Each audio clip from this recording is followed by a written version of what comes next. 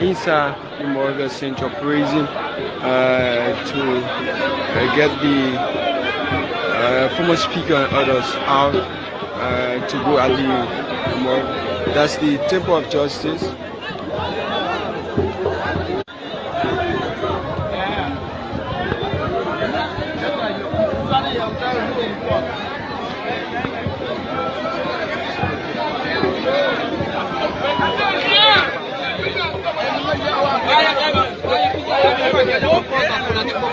Where are your pieces of evidence?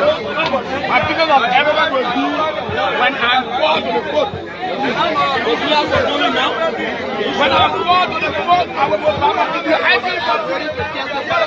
I said when I'm called to the court, I will be 100% ready. I am telling you when I'm called to the court, I just know I'm a son of a proper lawyer. I'm not saying that. I've said this before, I'm saying it. I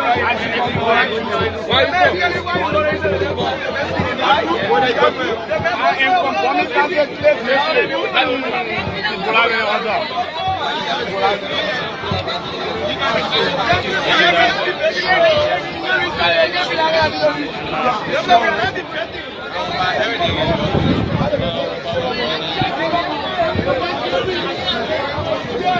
so folks, keep following, keep sharing as we bring the Morgan Central Prison as we await the former speaker, Councillor J. Francisco and others from state security. So we are seeing views of state security here.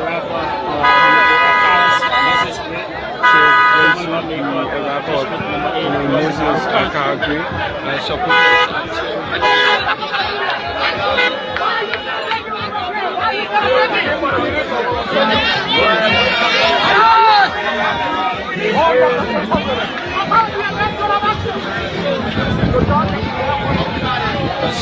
there you see Moses Akagwe is celebrating with a music within a vehicle.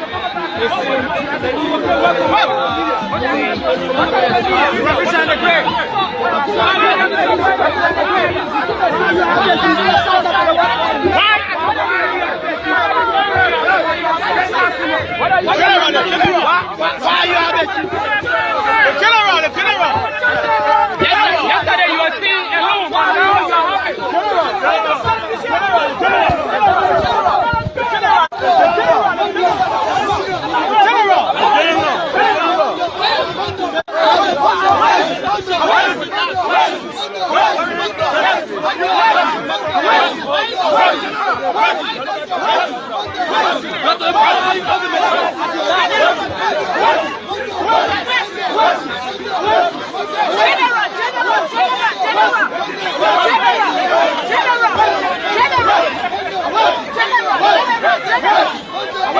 So people are chanting Amanda and Becky in the background, supporters of the coalition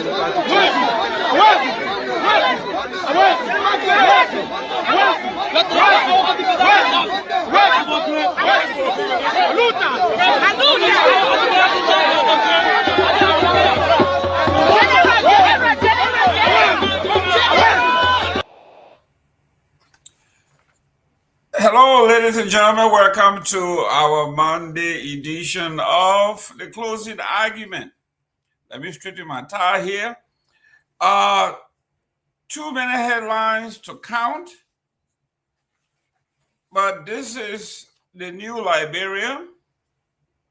We are going to do the best we can to squeeze in as many of the comments as we can, many of the headlines as we can. Do us a favor, share this show, send in your comments. Let us get this show going. Liberia is hot. News from everywhere. The Republic of Liberia, this particular administration, does not lack when it comes to the news. We are going to be looking at some of the news making the headlines in Liberia. Obviously, the recent posts former Speaker Kofa and others released from prison. Security blocked CDC Chairman Cole from entering the Temple of Justice during the lawmakers' trial. Sube accuses Boyka government of repression, demand dismissal of police chief. Ex-President George Weah arrives at the Monrovia City Court ahead of Kofa's and other trial. Heavy security presence disrupt Capitol Hill operation ahead of lawmakers' court appearance.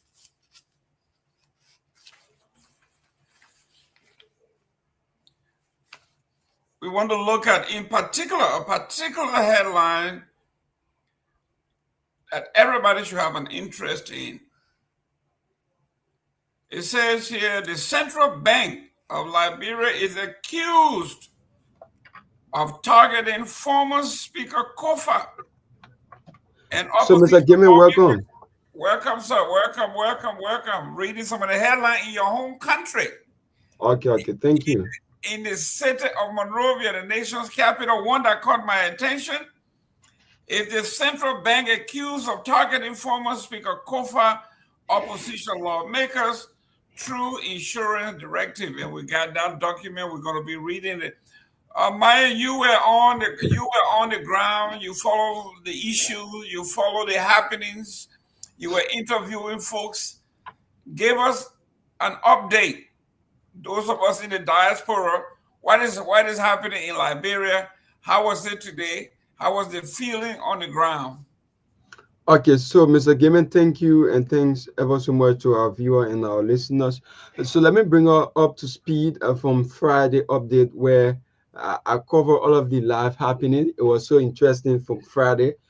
We had a tough time with the Liberia National Police and the media, but with the working relationship, everything was okay. Everything was put under control. It just like we had some tough time during our live broadcast and there. But let me bring our viewers, our listeners up to speed if you were not following from Friday up to present.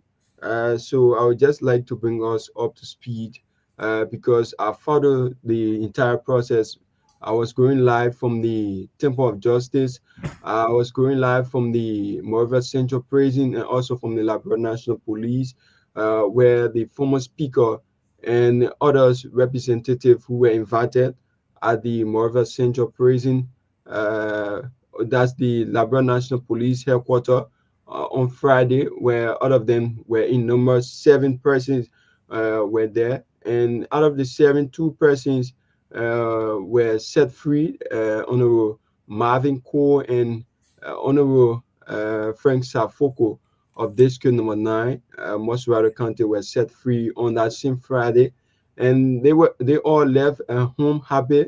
And when we interviewed Honorable Frank Safoko on that same Friday, he said that that the former speaker is going to walk out like he was walking out.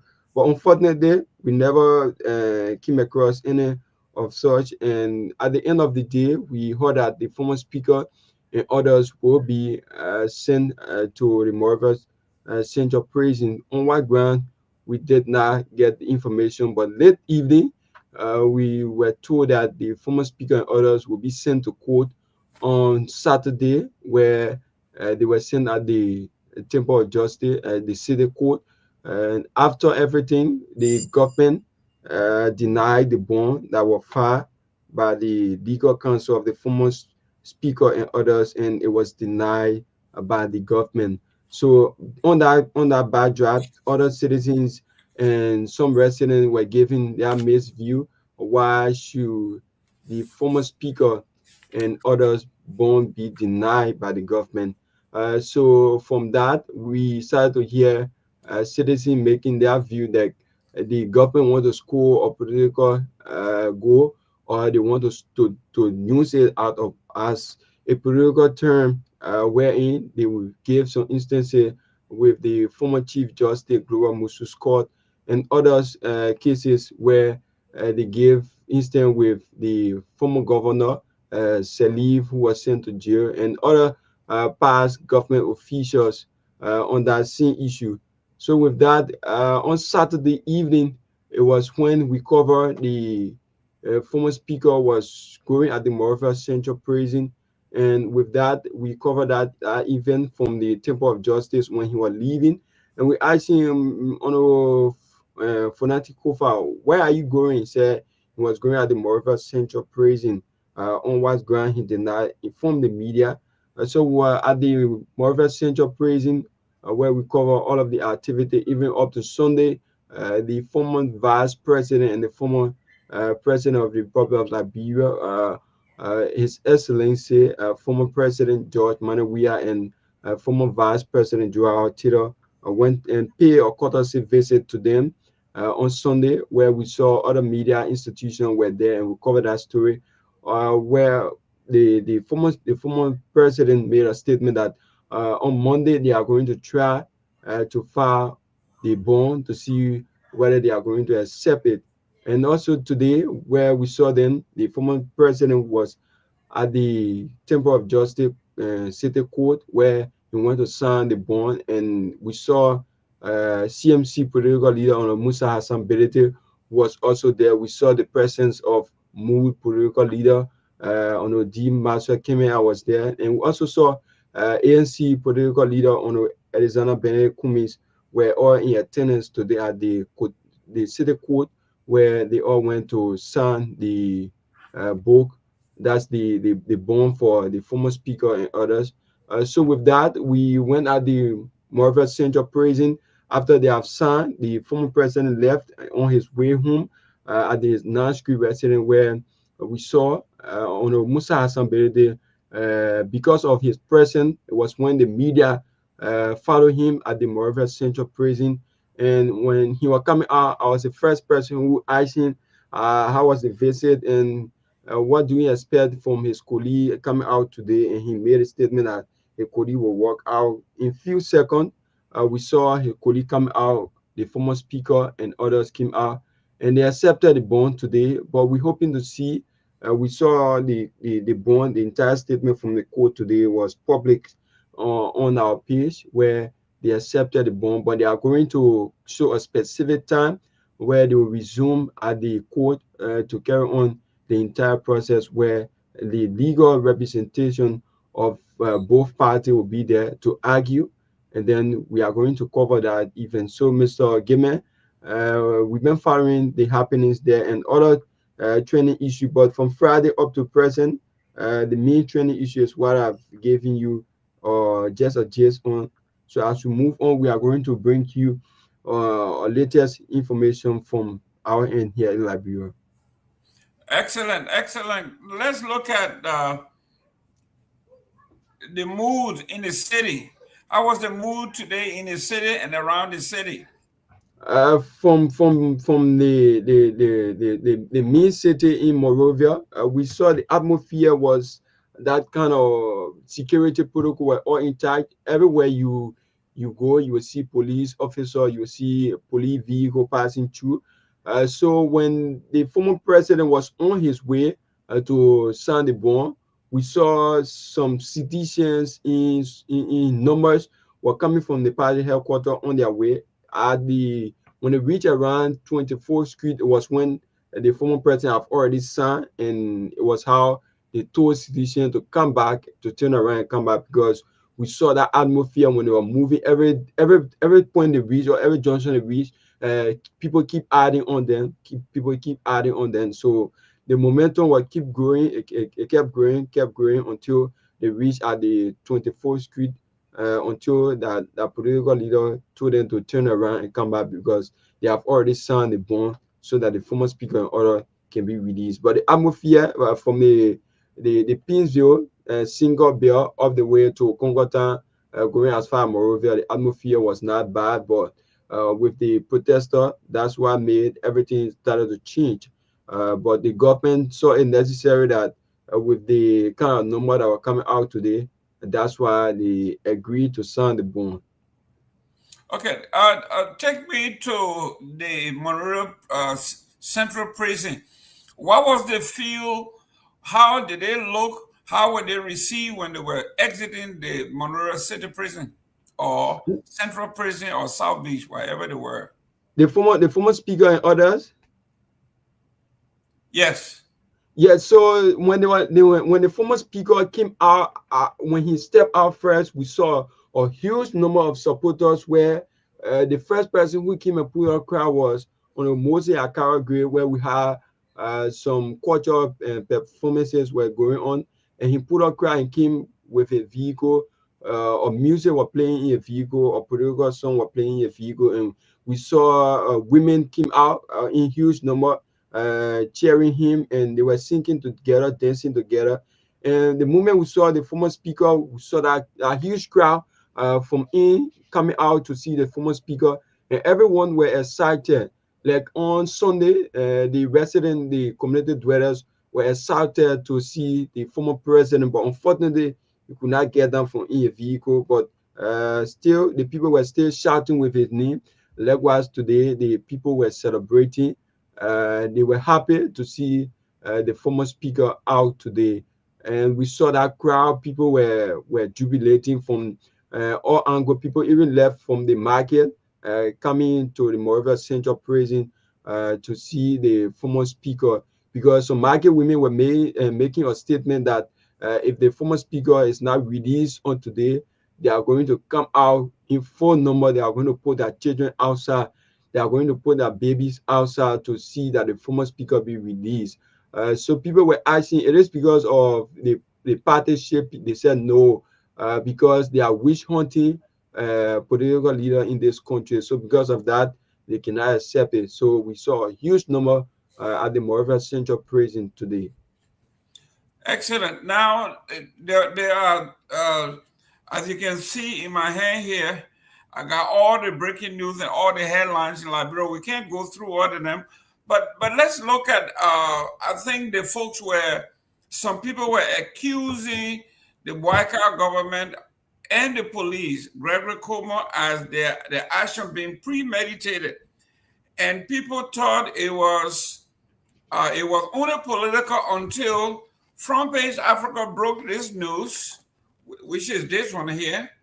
It says here, Liberia Central Bank accused of targeting former Speaker Kofa, opposition lawmaker, through new insurance directive. And I will read real briefly. It said, a directive from the Central Bank of Liberia obtained by Front Page Africa has placed a freeze on the issuance of court bonds by commercial banks and insurance companies without prior rating clearance from its insurance department, effectively preventing several lawmakers currently facing criminal charges, including former Speaker Mr. Fonati Kofa, for securing a bill. This is what the folks are saying. This is what the news Front Page Africa had discovered, and they have the directive here. Isn't this a news that gave those who said that this thing was already set up against these folks, that they cannot get a fair judgment in this case? Wouldn't this be vindicating those who said this thing was planned, it was orchestrated already? We got a note here from the central bank telling everybody to not give bonds to these folks. So, Mr. Gamer, with that information, we from the day we heard that the former speaker and others were going at the court, people started to think about bond. Where we received our information, it was alleged that the vice president. The vice president placed a call, and the president even placed a call that no one should allow them to accept the bond for the former speaker and others. We received that information on Saturday.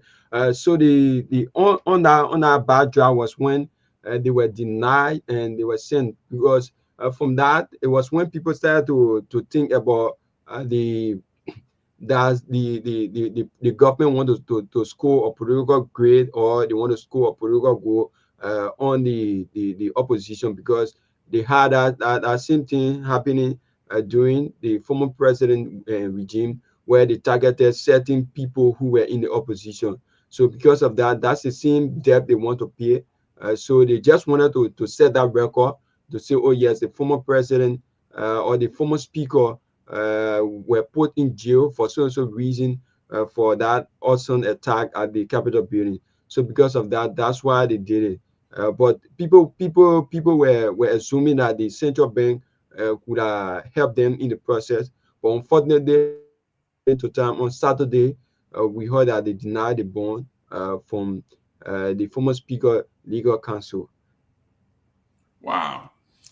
Ladies and gentlemen, you are tuned into the closing argument on Monday. We have our young, aspiring journalist, Mr. Myean, is here.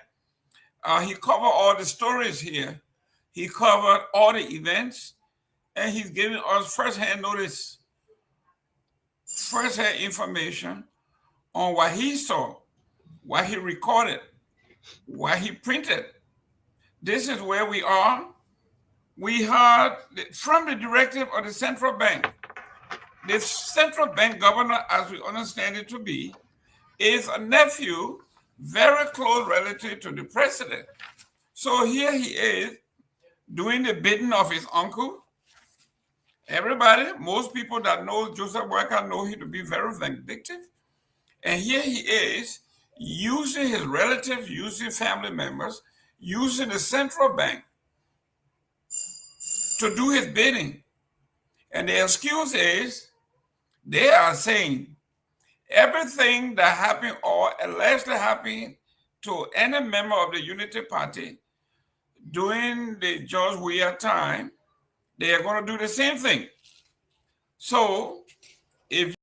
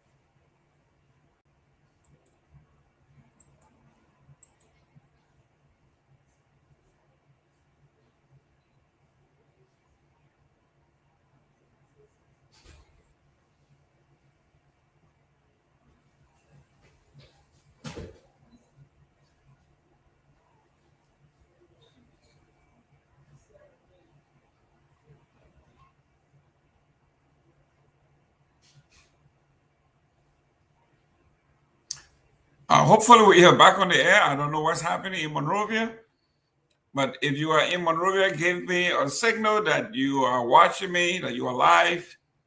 Myean, if you are having technical difficulties, let us know. I have no clue what happened, but I just got dropped off the air. Hopefully I am back. I'm seeing myself in the studio. So let's continue. The measure issued on May the 16th, 2025, under the directive of number CBLIDDRR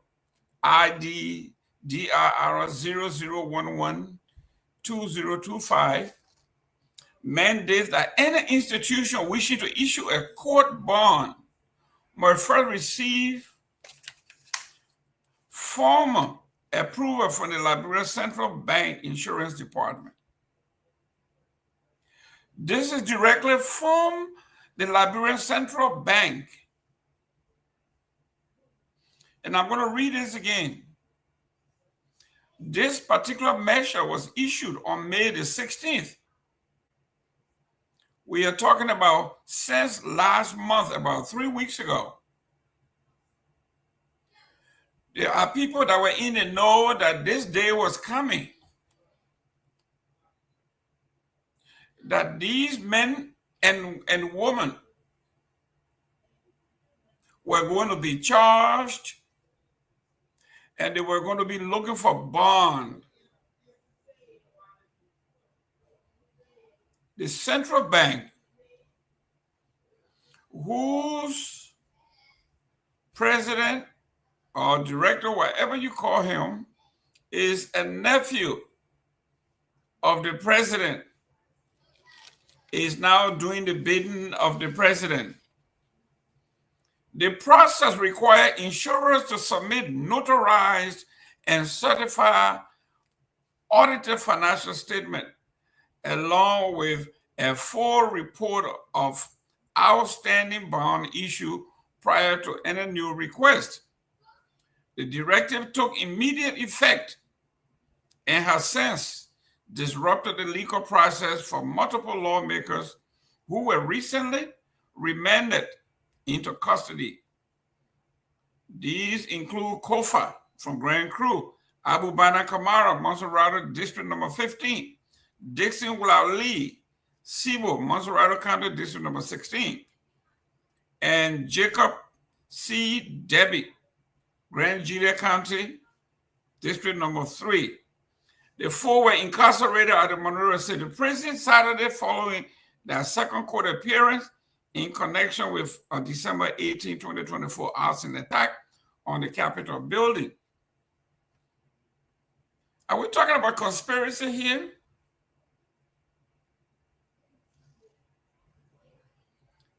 The last time I checked, there was something about conspiracy among the charges that were filed against the lawmakers.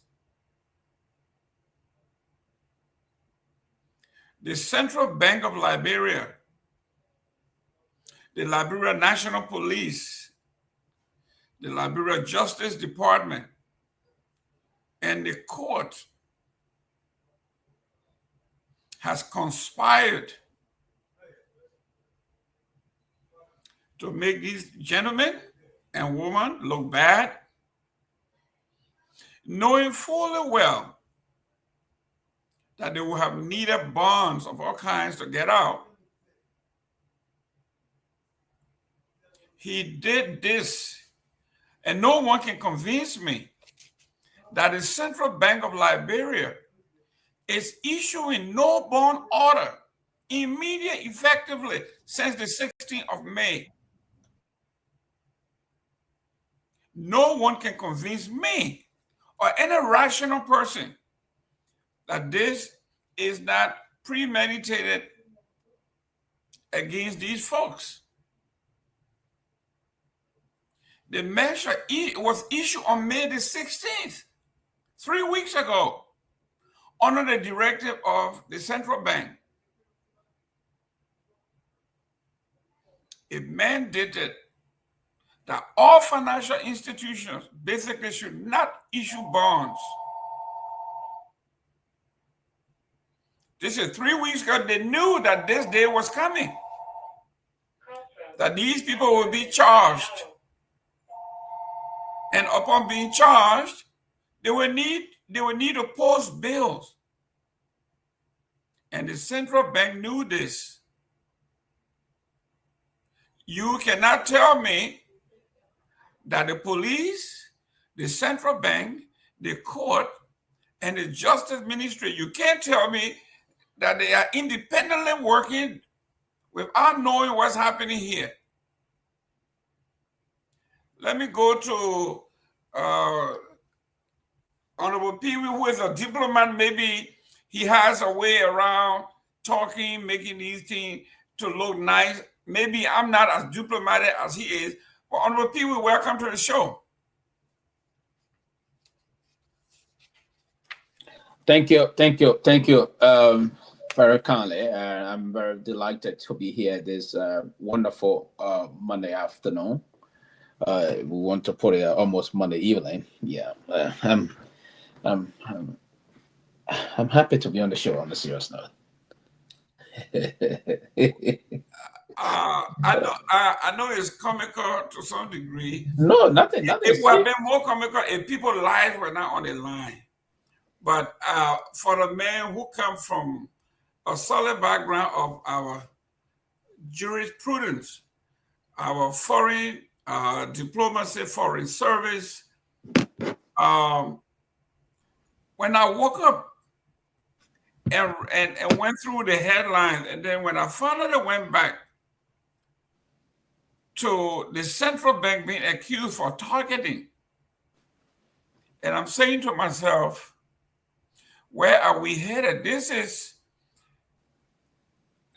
something like the Jim Crow day. We're talking about going way back in the South, under the Totman era, where people get, people who aspire to be anything in government, Totman will make sure you either disappear, you get incarcerated, you make your life totally miserable. And this is where we are, Chief.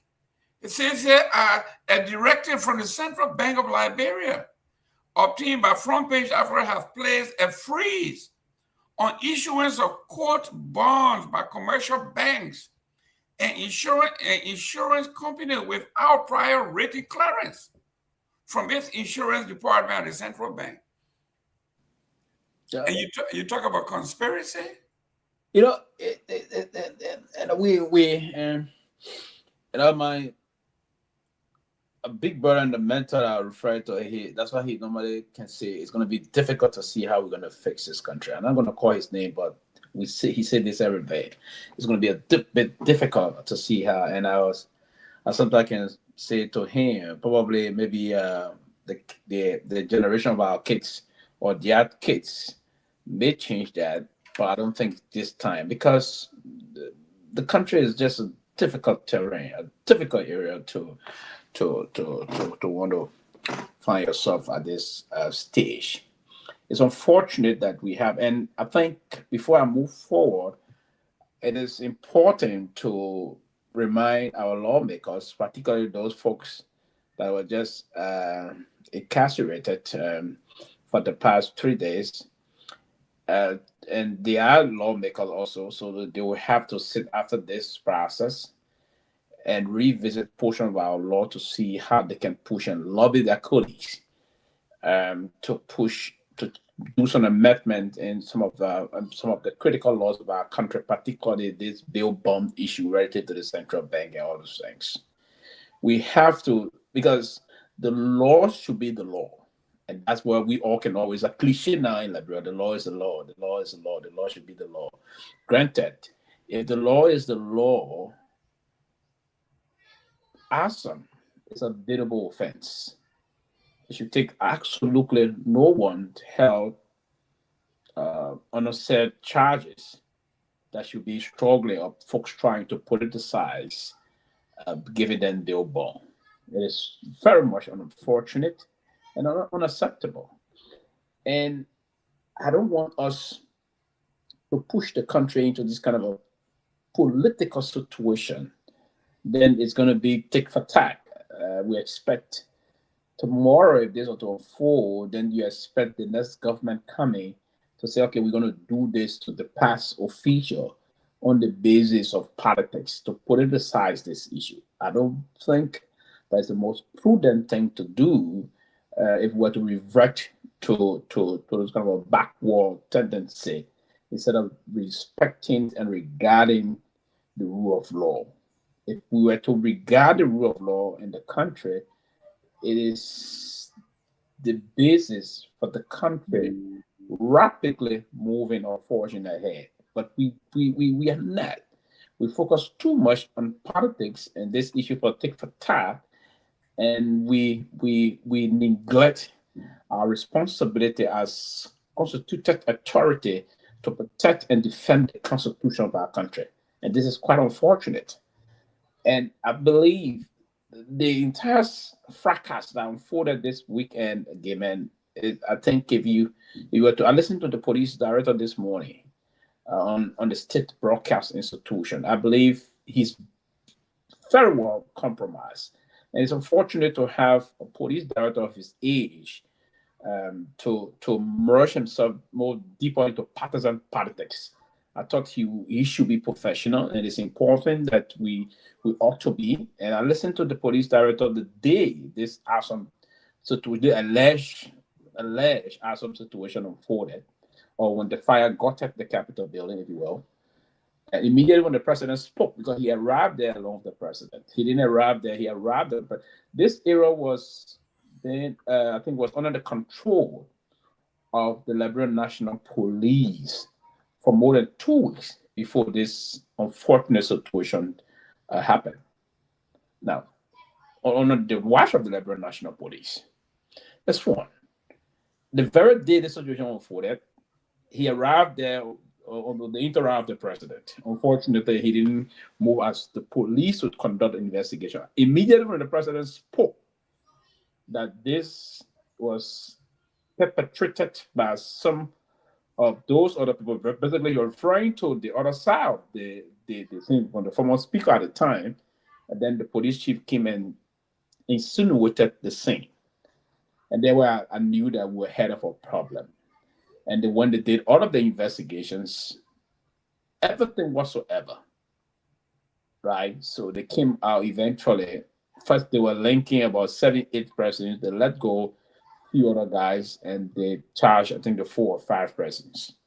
What I'm saying here is that the way the police chief is just find the lead of the president of the republic, exactly what is unfolding. And he said today that this case is highly political. So if you listen to a police chief saying that the case is political, it's on strict instruction.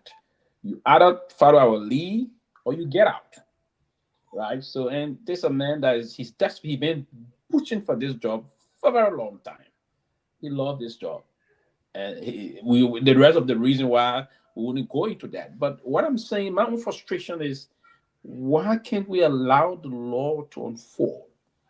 And that's the basis of where we are today, to say we are having a constitutional democracy. The reason why we fought a devastating civil crisis was because we didn't regard the law yesterday. If we want to be selective in trying to implement the process about upholding the law, then we had a problem. And then if you charge gay men for this crime, if it is buildable, allow gay men to get his lawyer and seek the appropriate bail bond. There should be nobody trying to manipulate this system or trying to slow walk this system deliberately because we want to see gay men go to jail. This is unacceptable, and that's why you see there where the problem can always come in the kind of a poor African countries. There was sometimes we have to have situation then when if it degenerate, it become more cataclysmic in terms of Henry. We push beyond those kind of a situation and other things. So it is more or less a difficult process to comprehend now that we try to do to prove that we want certain people go to jail because we want to delay. No, it shouldn't be on the basis of that. Sylvester Pewee should go to jail on the basis of the crime he committed. If he cannot file an appropriate bail bond or he's been found guilty by a competent court of record, competent court of law should punish me on the basis of the law that I violated, not on the basis of sentiment. If we were to engage the process of implementing the law on the basis of sentiments, then I think we headed for a problem in the country. And I think it's not a good day for us. And I hope that we can help to clean some of these things moving forward. Let's look at what one of the legal luminaries said. He said, this is no longer simply a criminal matter. It's now become all politics. The analyst said, the timing of the central bank directive and its effect on certain lawmakers, particularly those in opposition or critical of the current administration, is highly suspect. Mr. Wiese added that a directive amounts to an indirect form of detention by a financial decree, when the regulatory agency with no judicial authority effectively blocks access to bail. We are entering dangerous territory where the separation of powers begin to collapse. This is a legal luminary who is saying exactly what you were saying, based on the police chief himself saying, this is basically non-judicial or less of a judicial matter, but a political matter. It brings us back to the Supreme Court, where they say, we will not listen to the Supreme Court because our issue is political and the Supreme Court has no... You see where this is going? Oh, yes. And part of the reason why I'm trying to I've defended I'm one person that normally advocated pastime for the Liberian National Police via the Neo Progressive Movement. We thought at the time Chris Massacre headed the police, and during the time his able deputy, one of the deputies, A.B. Kromah, Conor Monba, the current 101, he was then the 101. I mean, we set the stage to push the process about community policing. We thought the Liberian National Police was engaged with the folks in showing that the way they should, because it's the first phase of the criminal justice start with the police. They will have to go to do the preliminary investigations and come up with findings of those investigations and carry out the charges in consultation basically with their lawyers or the Ministry of Justice. Because the Ministry of Justice will have to collaborate with the police to ensure that all of those charges coming in from the police, that charges that will match the weight of evidence. If they got evidence that they will collect, and they show that the Justice Ministry will move and win this case, they will look into that. And I thought that's the kind of a line. We've been through the thing of the months now. We do understand these are criminal charges, and we have to basically move to ensure that these charges should not be trumped-up charges. And we have to come on the basis of the findings from the investigations before the police can move and take any further decision. But the way we're seeing things unfold, and the way because it took them a very protracted period of time, if you will, before they came out with this so-called made-up charges against this lawmaker. Listen, I have no reason to comment on to justify or support anyone here if I see there's no reason to do that. But we've been concerned about this situation whenever. So the fact that the police chief himself and the rank and file of the Liberian National Police or the prosecution team from the angle of the Ministry of Justice didn't do justice to this process, to apply miscarriage of justice back, coming up and fictitiously charge these people. It's troubling for me. And beyond the charges and the way they went about it to prove a case that Fanati Kofa and the rest of the folks went to jail, right? Went to jail because of this. We try to build them and prove that they did this. It doesn't add up. The point is that if you really believe that Mr. Kofa and the rest of the folks are guilty, or the evidence you have, the sufficiency of the evidence is unconscionable, you allow the rule of law, the justice system to play it out. You don't manipulate the central bank to play delay tactics here to show that you're trying to subdue someone in keeping with having them punished.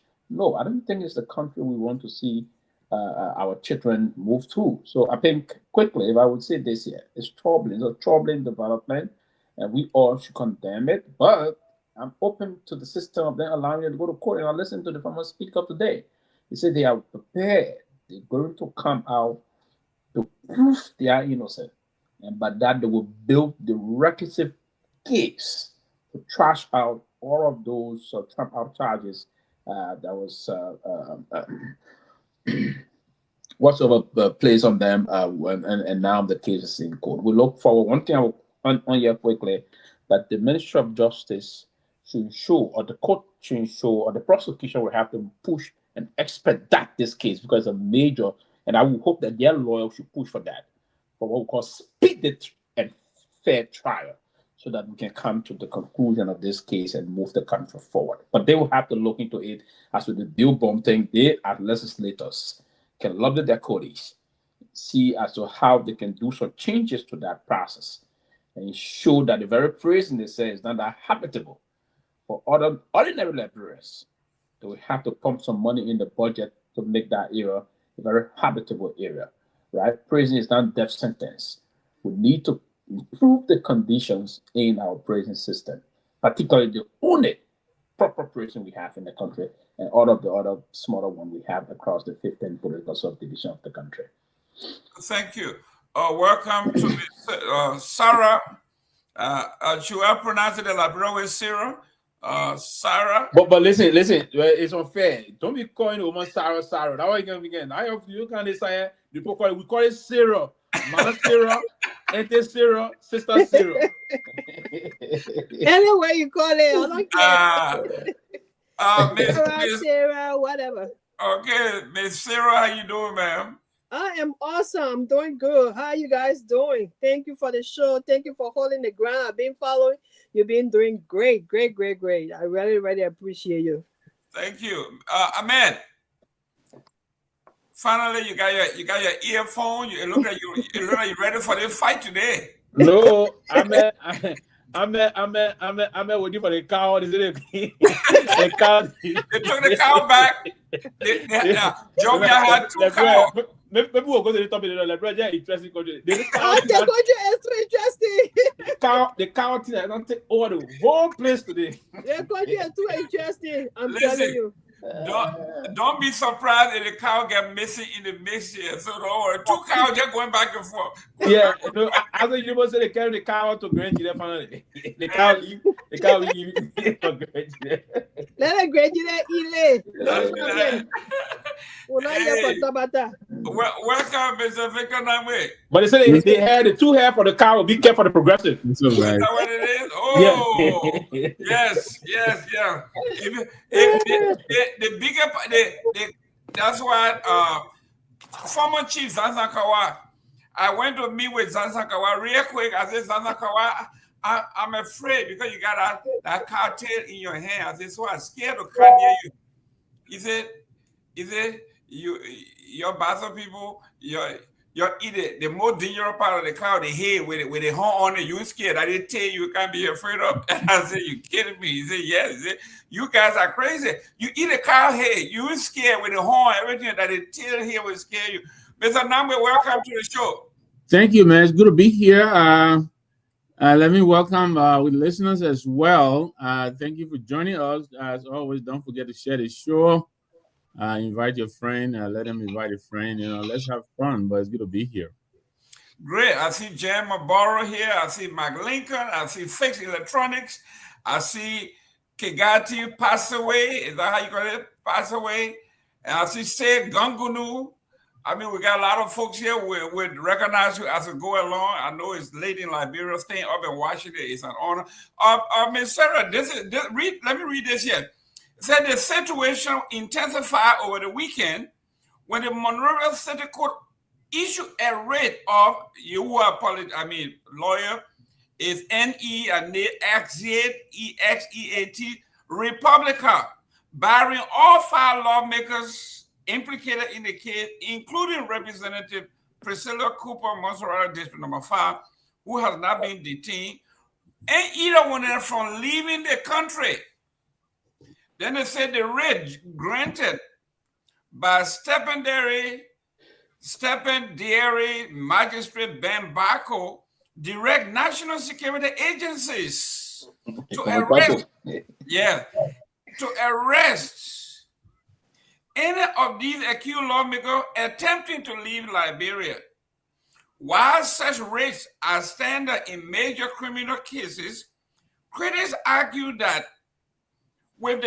combined with the bond restriction, it underscores a coordinated attempt to detain indefinitely without trial if need be. This looks like a calculated legal and financial strategy to silence certain lawmakers, said a human rights attorney. It may be constitutional on paper, but it is questionable in spirit. Ms. Dopo. That's right. Here we are. I like what the former speaker says. He said, we are going to deconstruct, to take it apart piece by piece. So here we are. We are not lawyers, but we are deconstructing this. We see the police chief say it is more of a political case. We see the judge saying, don't let them out of the country by any means. We see the central bank 3 weeks ago knew that this day was coming. They decided that nobody should issue bond unless he, through him, the president's nephew, your take on this issue. Can we get a fair trial in Liberia in this case? I mean, it is glaring. Nobody need to go to school, or even the ABC students I can just look at the case and know that we cannot get a fair trial. Everything the government hand is in this case all over from beginning to end. They're not going to get a fair trial except the Liberian people really stand up. And I believe in the Liberian people. I know they're going to do it, because this is the same thing they wanted to do today. We heard news that they wanted to even postpone their release until tomorrow. But the Liberian people had to stand up. The political leaders had to, the opposition leaders had to stand up. And today found out that they were able to release them. So, for some reason, I don't know what the Joseph Boakai government is up to, but they were just not too long ago. They just got to the UN seat. They just got that UN seat not too long ago. And because of that seat, they have to show to the world that our country is peaceful. Our country abide by the rules and regulations, the constitution, the law of the land. And I don't see them doing that. They are going contrary to the seat that they were dancing all around here for. We saw all of them dancing, UNC. Now it has come for them to prove themselves. They are just doing the wrong thing. So we wait to see how it's going to be. But I can tell you for a fact, these people are not going to get a fair trial. Their hands, the government hands is all over this case. All over the case. They're not going to get a fair trial. Ahmed, if my Latin serve me right, is this fait accompli? Is this basically a done deal? The government know what they want to do. They know what they're going to do. And they're just going through the motion here? You are muted. As we have emphasized that it takes much more than the laws or facts to prosecute such a high sensitive case. You must be able to as well as deal with the issue of perception out here. So what is going to happen in the next few days is not going to be Fanatic Kofa on trial. It's going to be our entire justice and judicial system. And there is a very thin line oftentimes between our justice system and politics. Of course, of political parties, political people will always want to ultimately use cases to score political points. For Boakai and his people in their mind, regardless of how it is want to say, look, we can hold people accountable. And once that becomes the mentality, once that becomes the mindset, it means that there will be strong effort to influence the outcome of the result. And so to do so, you give different signals, you get different you manipulate, you get different manipulation. For example, perhaps the facts do exist, but the crime under consideration they agree. Yes, it requires investigation, it requires holding people accountable. But when you take people to the police station, having had all the facts, and you take them at night and you create a shadow approach in arresting them, why go through all of that? It's simple all the way. When police have enough reason to arrest you, they come up, whether you to your house, whether you to your office, they come and tell you, like, you're on arrest for so things.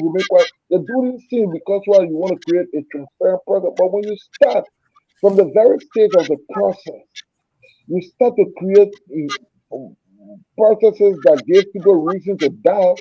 Then what you expect people to speculate, and that's where we are now.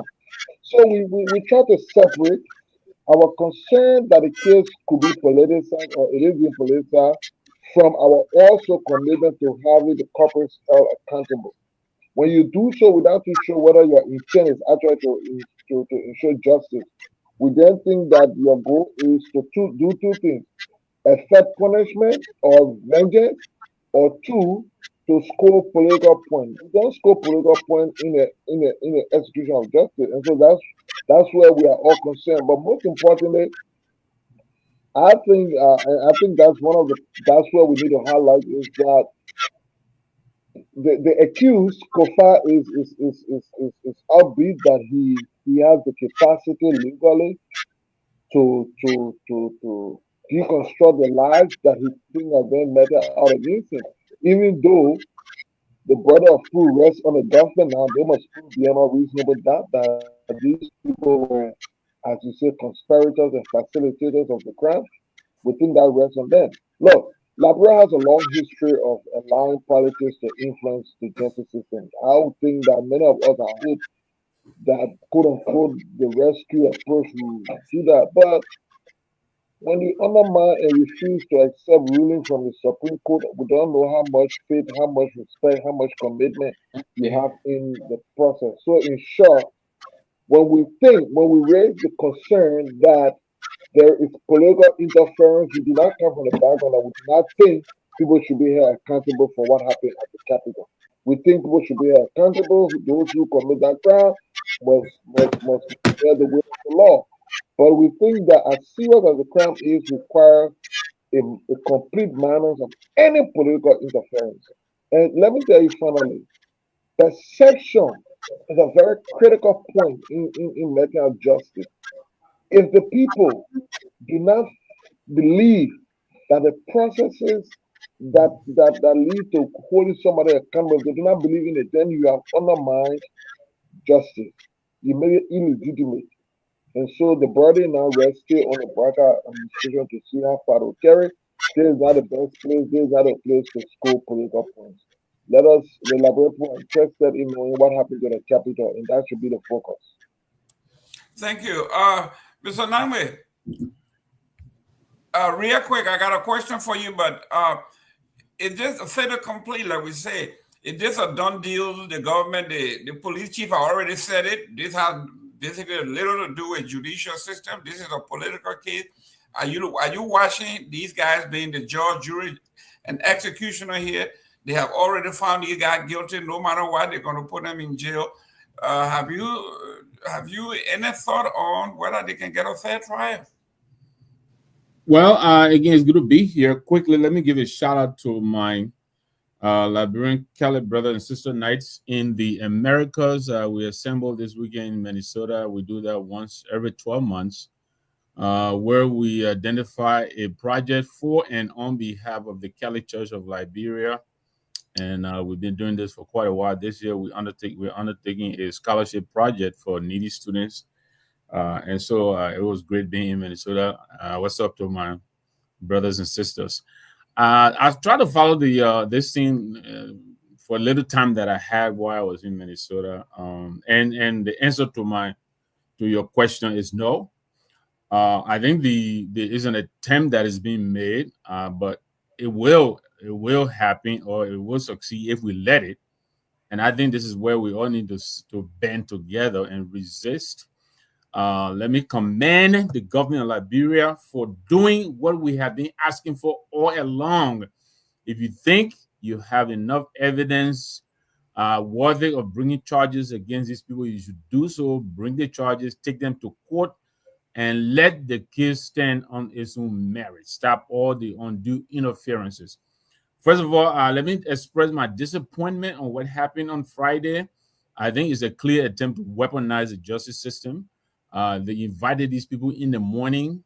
They let them sit there. They did nothing with them until all the other places where they could have gone to process bond were closed. These are our old tactics. We've seen them. It was intentional. Yeah, exactly. And so when those places closed, then of course, knowing that there will be no court on Saturday, no court on Sunday, and all of this is a calculated attempt to demean and diminish the stature of these people. You're talking about a former speaker of the Republic of Liberia, and this is concerning. This government seems to have no respect for people who have served this country. I mean, talking about Samuel Johnson and his diatribes against this president, the former president of the Republic of Liberia. He mounts the podium anytime and open his little mouth, and he thinks he's the big man. He's equal to the former president. No, you're not. And this seems to be a pattern. I don't care who the person is or who the person was. If they occupy a position and serve on behalf of the country, I think they should be accorded all of the courtesy. They did this thing also to Musu Scott under this previous government, and we condemned it. I think respect should be given where it is due. So yeah, they went and put these people in prison and let them stay over the weekend. However, we're happy with the fact that the wheels of justice seem to be turning now. Of course, what you're alluding to is something we're also watching as to whether this process is going to proceed fairly, and it should, it must. We will insist. I don't care whether Kofa is guilty or not, or whether Sakova, whoever. I don't care. I am interested in making sure that these little things that are keeping this country back, we continue to fix these little kinks and straighten out our country. I don't care who is in power. I don't care who is in power. If the CMC that I'm advocating for tomorrow and they come to power and begin to behave this way, I will also speak up. If you have charges, charge the person, take them to court, let them go through the process. If they're found guilty, send them to jail. If they're not found guilty, send them home. You know, all this nonsense about keeping people forever and ever and then carrying in, and then you're going to give the people, you're going to give them bond anyway. So now what has happened between Friday and today? Nothing except grandstanding and an attempt to flex muscle, you know? And this is really uncalled for. Like Sarah indicated, you just want a seat on the Security Council. You are now a big boy sitting with the big boys and big girls on a big table. And you're coming back here, you're acting, you're still coming and eating, you know, what do we call it, foreigner, whatever, like the kids back in the back room. We need to stop this nonsense. So yes, I think there's an attempt being made here, but I think it depends on how well we resist, and I think we have to resist it. Let me commend those political leaders who have not allowed this to go unattended. You know, they have gone there, whether it is Sunday, whether it is Saturday. The former president of Liberia, the political leader of the ANC, the political leader of MOVE, the political leader of CMC, and all others who are coming together. I think they should continue to stand with these people. Let them take them to court. Take the people to court. Let them go in and plead their case. If you find them guilty, that's different. If you have the evidence, bring it. You know. But no, I don't think this is supposed to stand, and we will not allow it to stand. Great, Honorable Pewee. You know, before I like to do my homework, I like to do my research. So I kind of scanned the different papers, and I came across this.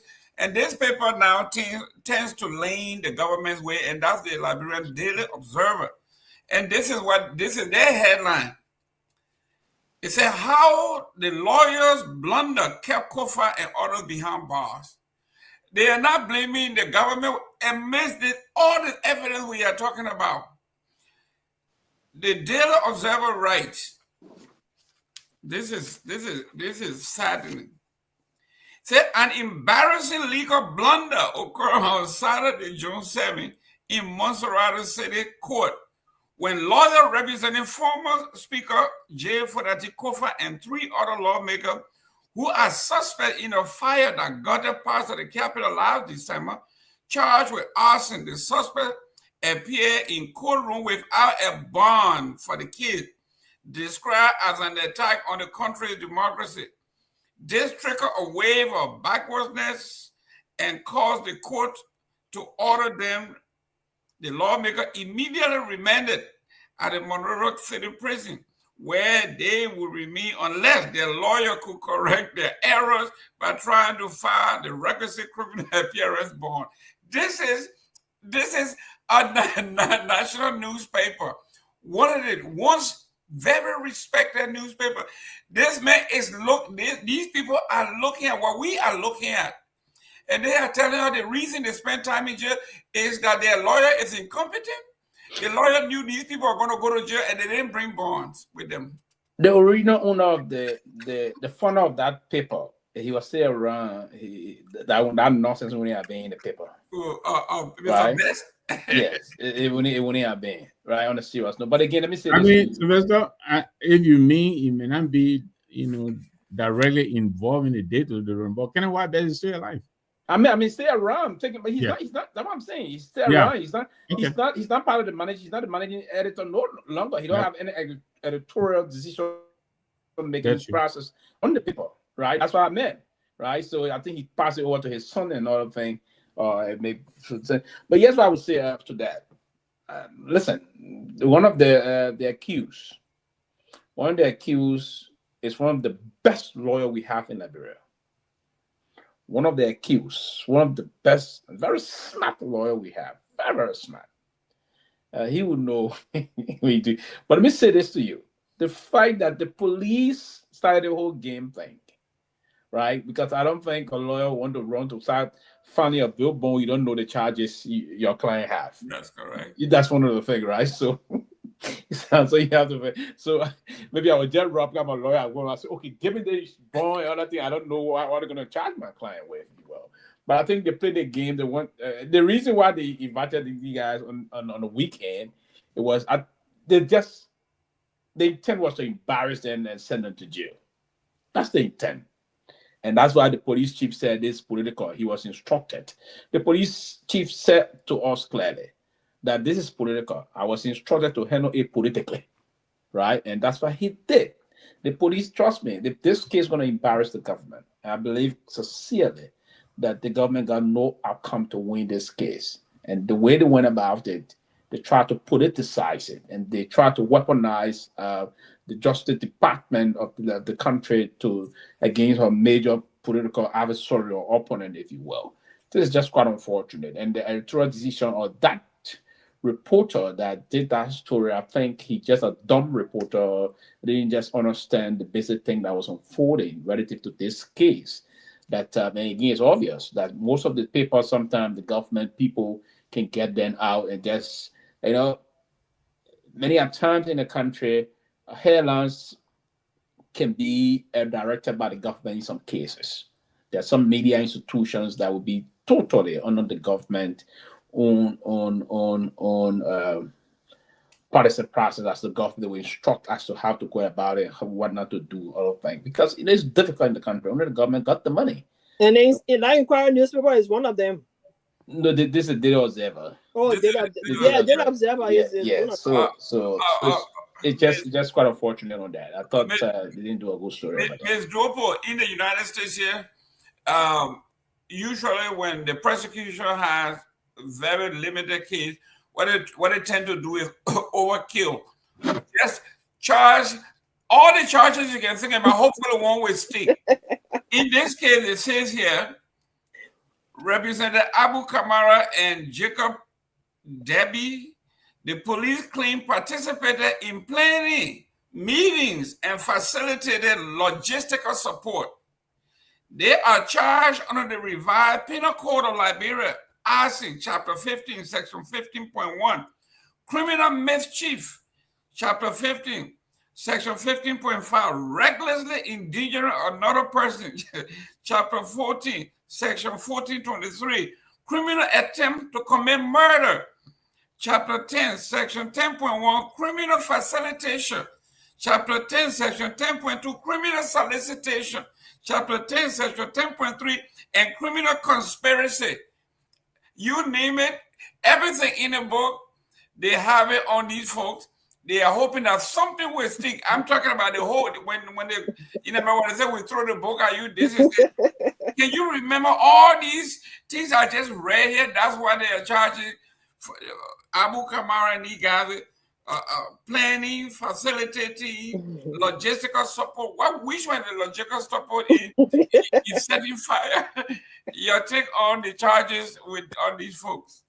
I don't know. I think what they're referring to was the AI video that Bapulu prepared. I don't know Bapulu or whatever his name is prepared, and then certain people were talking, and that. I mean, if they're gonna have to prove all of those charges. They're gonna have to prove it in court, and it's gonna be difficult for them. It's really gonna be difficult for them. So I don't know. And like the IG said, it's political. The whole thing is political. So I'm pretty sure they're gonna take that route. They're gonna take that political, route and falsify a lot of things just to prove their point. But it's gonna be difficult for them to prove this case. I mean, that's my honest opinion. I mean, they're just gonna show both with everything, flex their muscles like they did all the. Why invite people from 10 o'clock in the morning, and you knew within yourself that you're not gonna have anything for them? Make them to stay there until 5 o'clock, and when everywhere is closed, and then you end up sending them to jail. This is ridiculous, and this is that was intentional. They did it intentionally. They wanted to prove a point, And today the guys came out, they look like heroes. The entire country celebrates them. Whatever the achievement was, they did not, whatever they intended to achieve, they did not get it. They did not get it until they brought their cow story in the picture. They did not get what they wanted because these lawmakers appear to be heroes and the entire country celebrated it. These guys are just out there to destroy our country. That's just it. They're not see the people brought them in the country, they elected them to rescue. Just as they rescue, it's gonna be difficult for them. Thank you. Let me welcome Dr. Peabody. Peabody, how you doing now? Oh, Peabody in the country, yeah?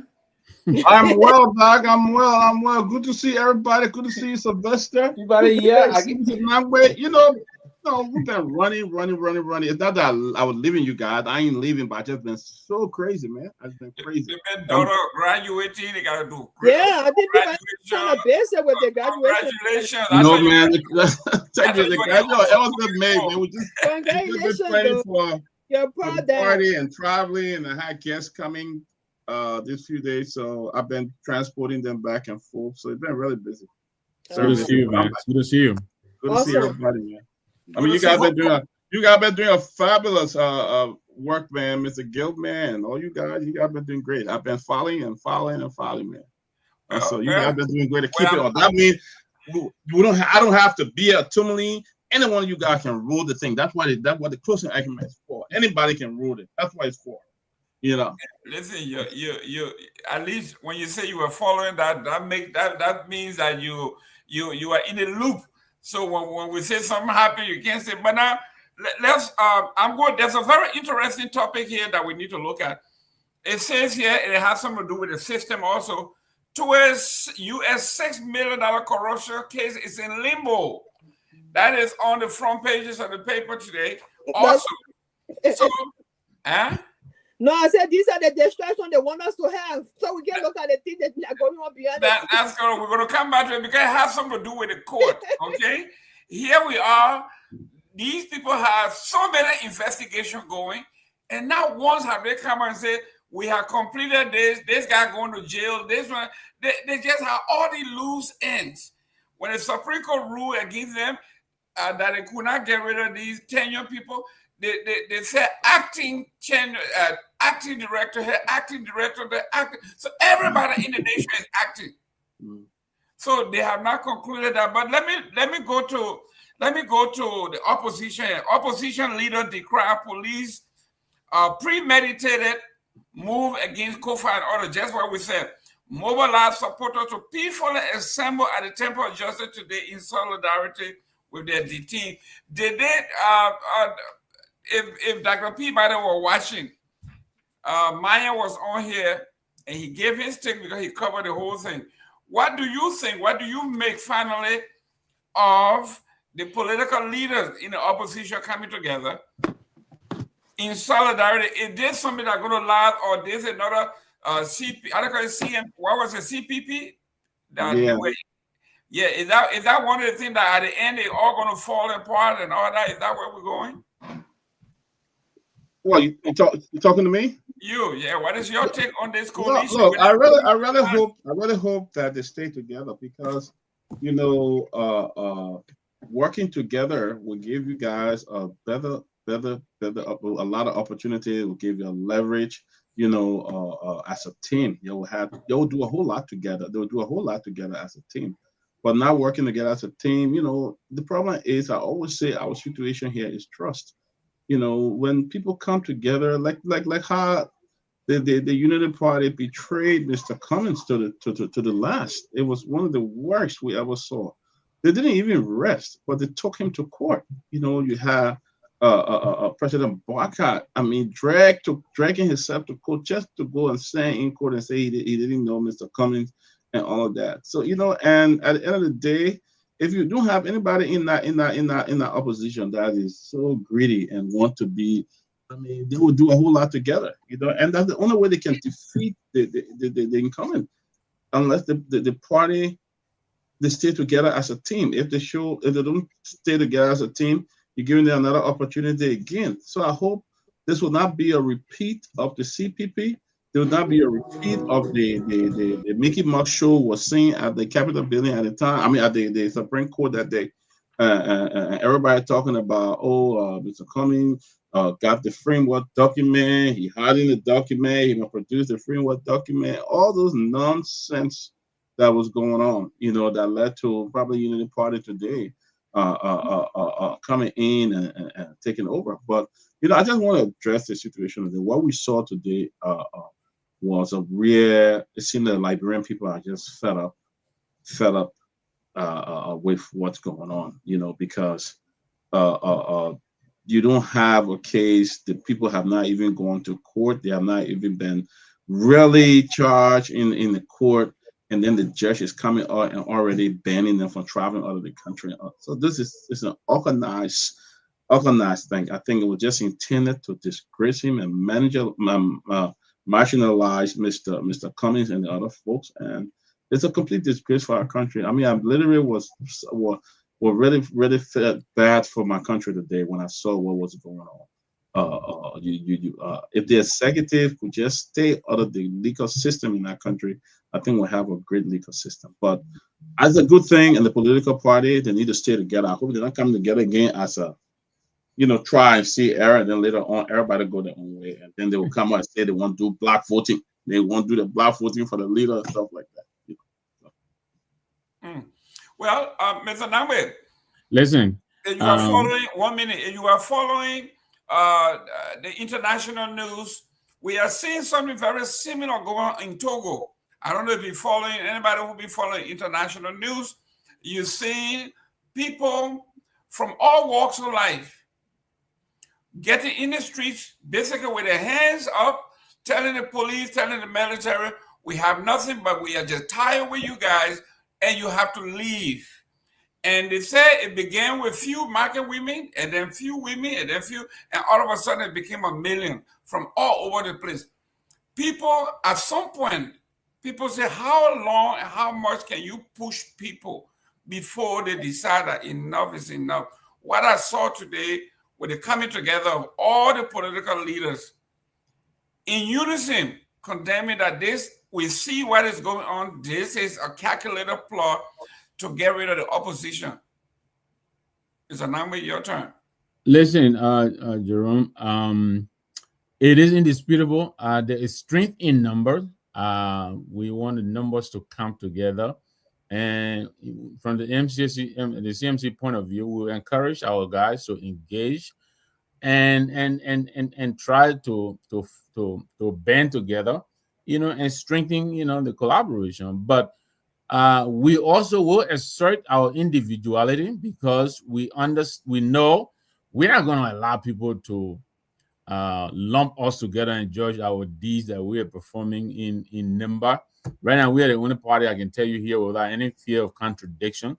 We're the only party which is not a ruling party that is undertaking projects in Nimba, undertaking projects in Bang, have undertaken projects in Margibi, has blueprints on the table to undertake 4 more projects in 4 more western counties of Bapolu, of Cape Mount, of Lofa, of Bombing.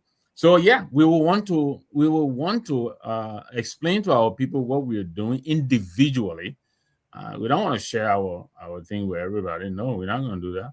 But however, on matters that concern the nation, on matters that have the potential to threaten the fabric of our existence, of our democracy that we all fought for, that we're enjoying today, that you and I can sit here and criticize the government in power and go to sleep tonight, not having to look over now. Well, now we have to think twice with what is happening now. But that's the democracy we've enjoyed over the past 20 or so years. We fought hard for this, and we will do everything within our powers to protect it.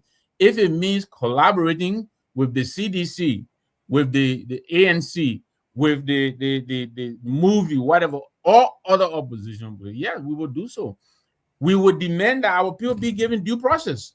It is part of the democracy that we fought for, and we have to protect it. So in so doing, absolutely, we encourage our guys to band together with the other opposition parties, because we know we're stronger together. But yes, we will also accentuate our individuality. We will tell the people what we're doing, what others are not doing, why we think we're better, so we'll be better placed to lead the country after 2029. We're unabashed about it. We intend to make our mark, and we will do so. Excellent. Madam Jobo, here we are. Let's look at the figure, the number. The bill was set at $440,000 in addition to banning them from leaving the country. Is this fair? Is this equitable? Is it reasonable? Is this what people do to other people? You know, Mr. Gamer, I don't know the laws when it comes to, that, like, what are you supposed to be banned and all of that. But we all here on this platform know the position of the government in this case. So they will do everything possible, to hamper the movement of these people, their reputation, whatsoever. And they have already, the case is just really polarized at this point. We don't know even if they decide to get if they decide to try to get where they have a jury. I don't know whether they will get a jury from in this country. They will have to get somebody from somewhere else because the case is polarized, toxic. Like everybody in this country already know what's going on. What kind of fair jury you gonna get? So it's like, it's just a total mess. And these guys, mind you, these are the educated ones. They call themselves the elite. The real government was so inept and this and that. And if you are so educated and you're doing this kind of thing, then I want to be with the inept government because the inept government never did this. They didn't do this. These guys are and they're so afraid. I think that the real problem is fear. The real problem of this Garguah government is fear. They're so afraid of the opposition at this point. Because if you're not afraid of the opposition, go ahead and govern the country based off the Constitution. Let your words speak for you. Let the Liberian people take you or give a pat on the back based off what you do. But they're not doing. They're so afraid. They just they play trying to show strength. Why are you showing strength on? People are dying. Corruption in the government massively. You're not doing anything different. You have not brought anything fresh to the system. What are they showboating for? It just don't make sense, and it's just a turn up for a lot of people. Even the Fort soldiers. I saw a video where some of the youth people were chanting. They're asking for jobs. These are some of the things they're supposed to be doing to create opportunities for these people. They're not doing that. All over the place trying to play politics. It's just unfortunate, Mr. Gamer. It's just unfortunate. Mr. Honorable Pewee, Joseph Boycott won the election by 51.2% of the vote. In the last Afro-Barometer vote here, the survey, the 50% of the country say the country is retrogressing, 50% say he's doing good. So that means Joseph Boycott lost 1.2 percentage point. He right back where we started. Now, with the country that polarized, where can you get 12 jurors that have never heard about this case and never made an opinion? Politically, never have an opinion on this. Where can you find a jury to be impartial that have never heard or have never formed an opinion on this case to give you people a fair trial? And we can take them from Cote d'Ivoire as well, right? Or we can take them from nowhere. So we have to take them from the middleweight of the Republic. We think our borders. We can also request Comrade Jesus to help us. It's just not possible for now. So what we do, we can pray to God for that. But again, I think there are other remedy here from the perspective of the defense. They can pray the court. Probably the lawyer will prove me wrong. Maybe they will say, they can pray the court to push for a bench trial.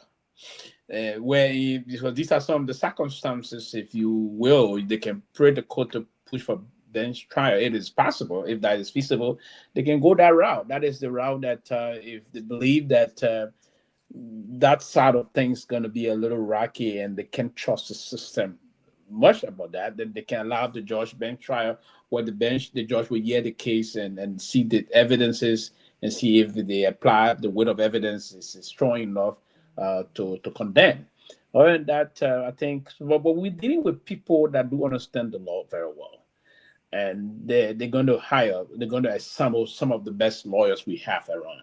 So I'm not really going to lose a lot of sleep on that. I'm not going to think about that very well. And these are politically very savvy people. They are savvy politically, and I would believe that they're going to deploy the requisite tools that will be needed in projecting this case so that they wouldn't be robbed out of anything that the government want to manipulate the system or do a control process here in nearing them against this law. So that's one. But again, and the reason is the entire country, most portion of the society is corrupt.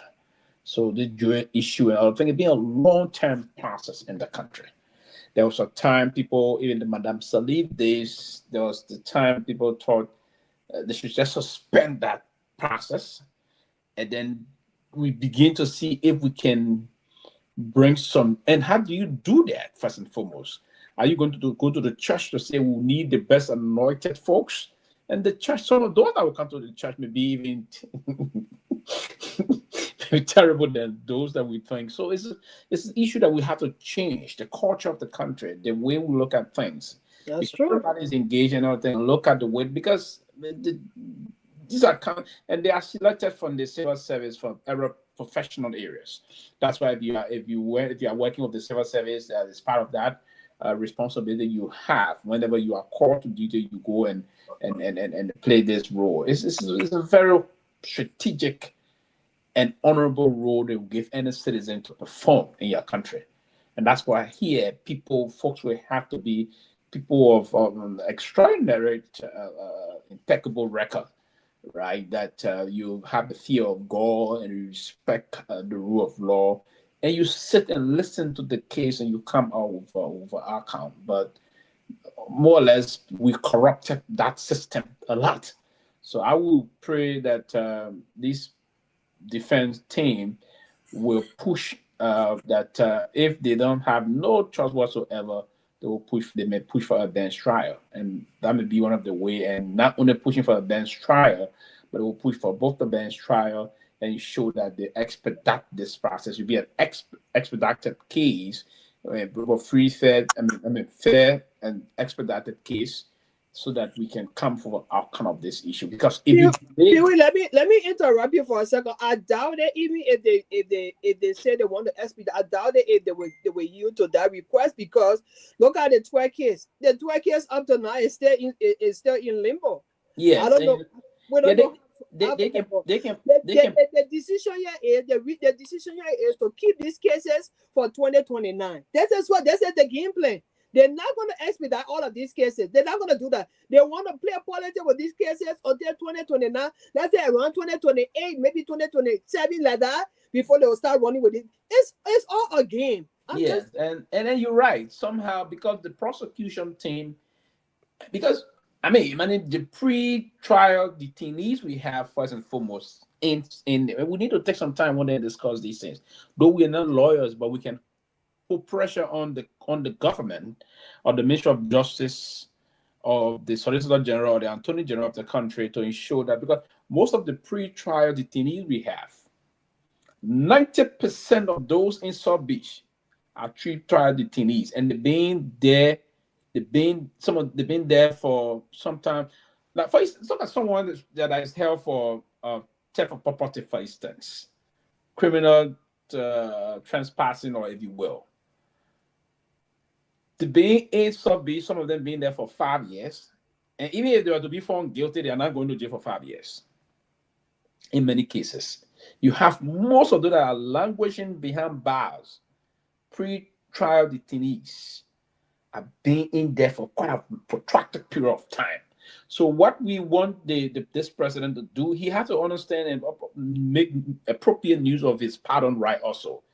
Yeah, the Minister of Justice go and see those people that got their own petty charges in there that don't warrant being in there, get them out. The condition in there is terrible.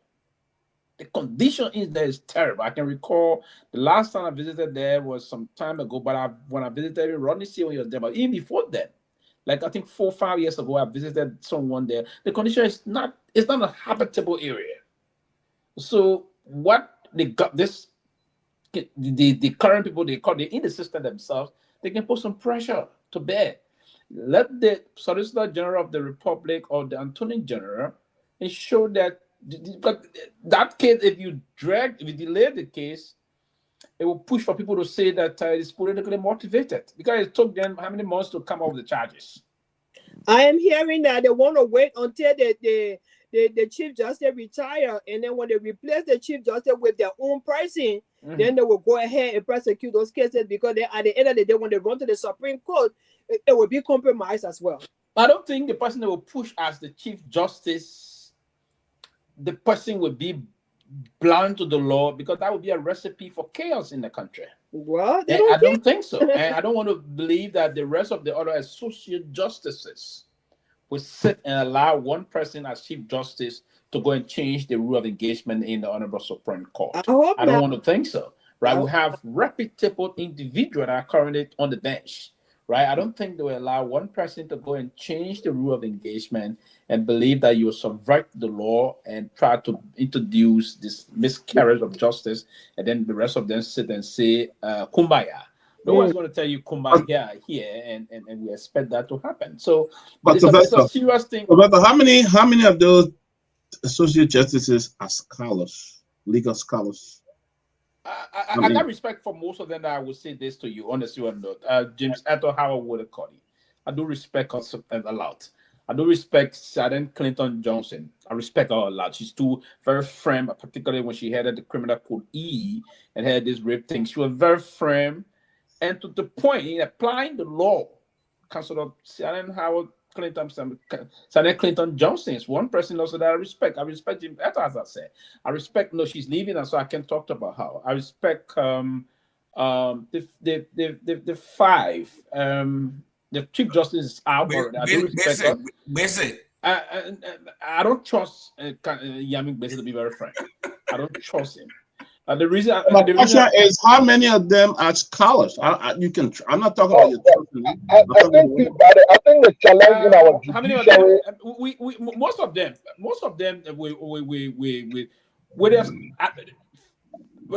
I think most of them, to be very frank.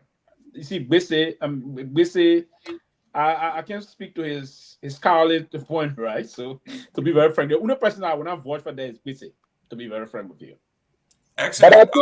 But I think let me just add up to that.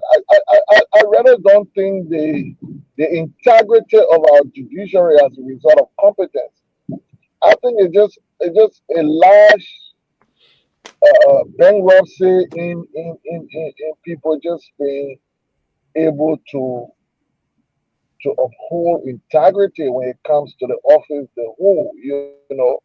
And like you know, so I think we have scholars, we have competence, we have people who actually not just know the law in terms of the theoretical aspect, but practically, people have come from being prosecutor to judges and long-term experience and stuff like that. But most importantly, you know, the good thing is most of our lawyers, people who are judges, and they to some extent started the law practice from the studies in Liberia, so they have a cultural understanding of the law.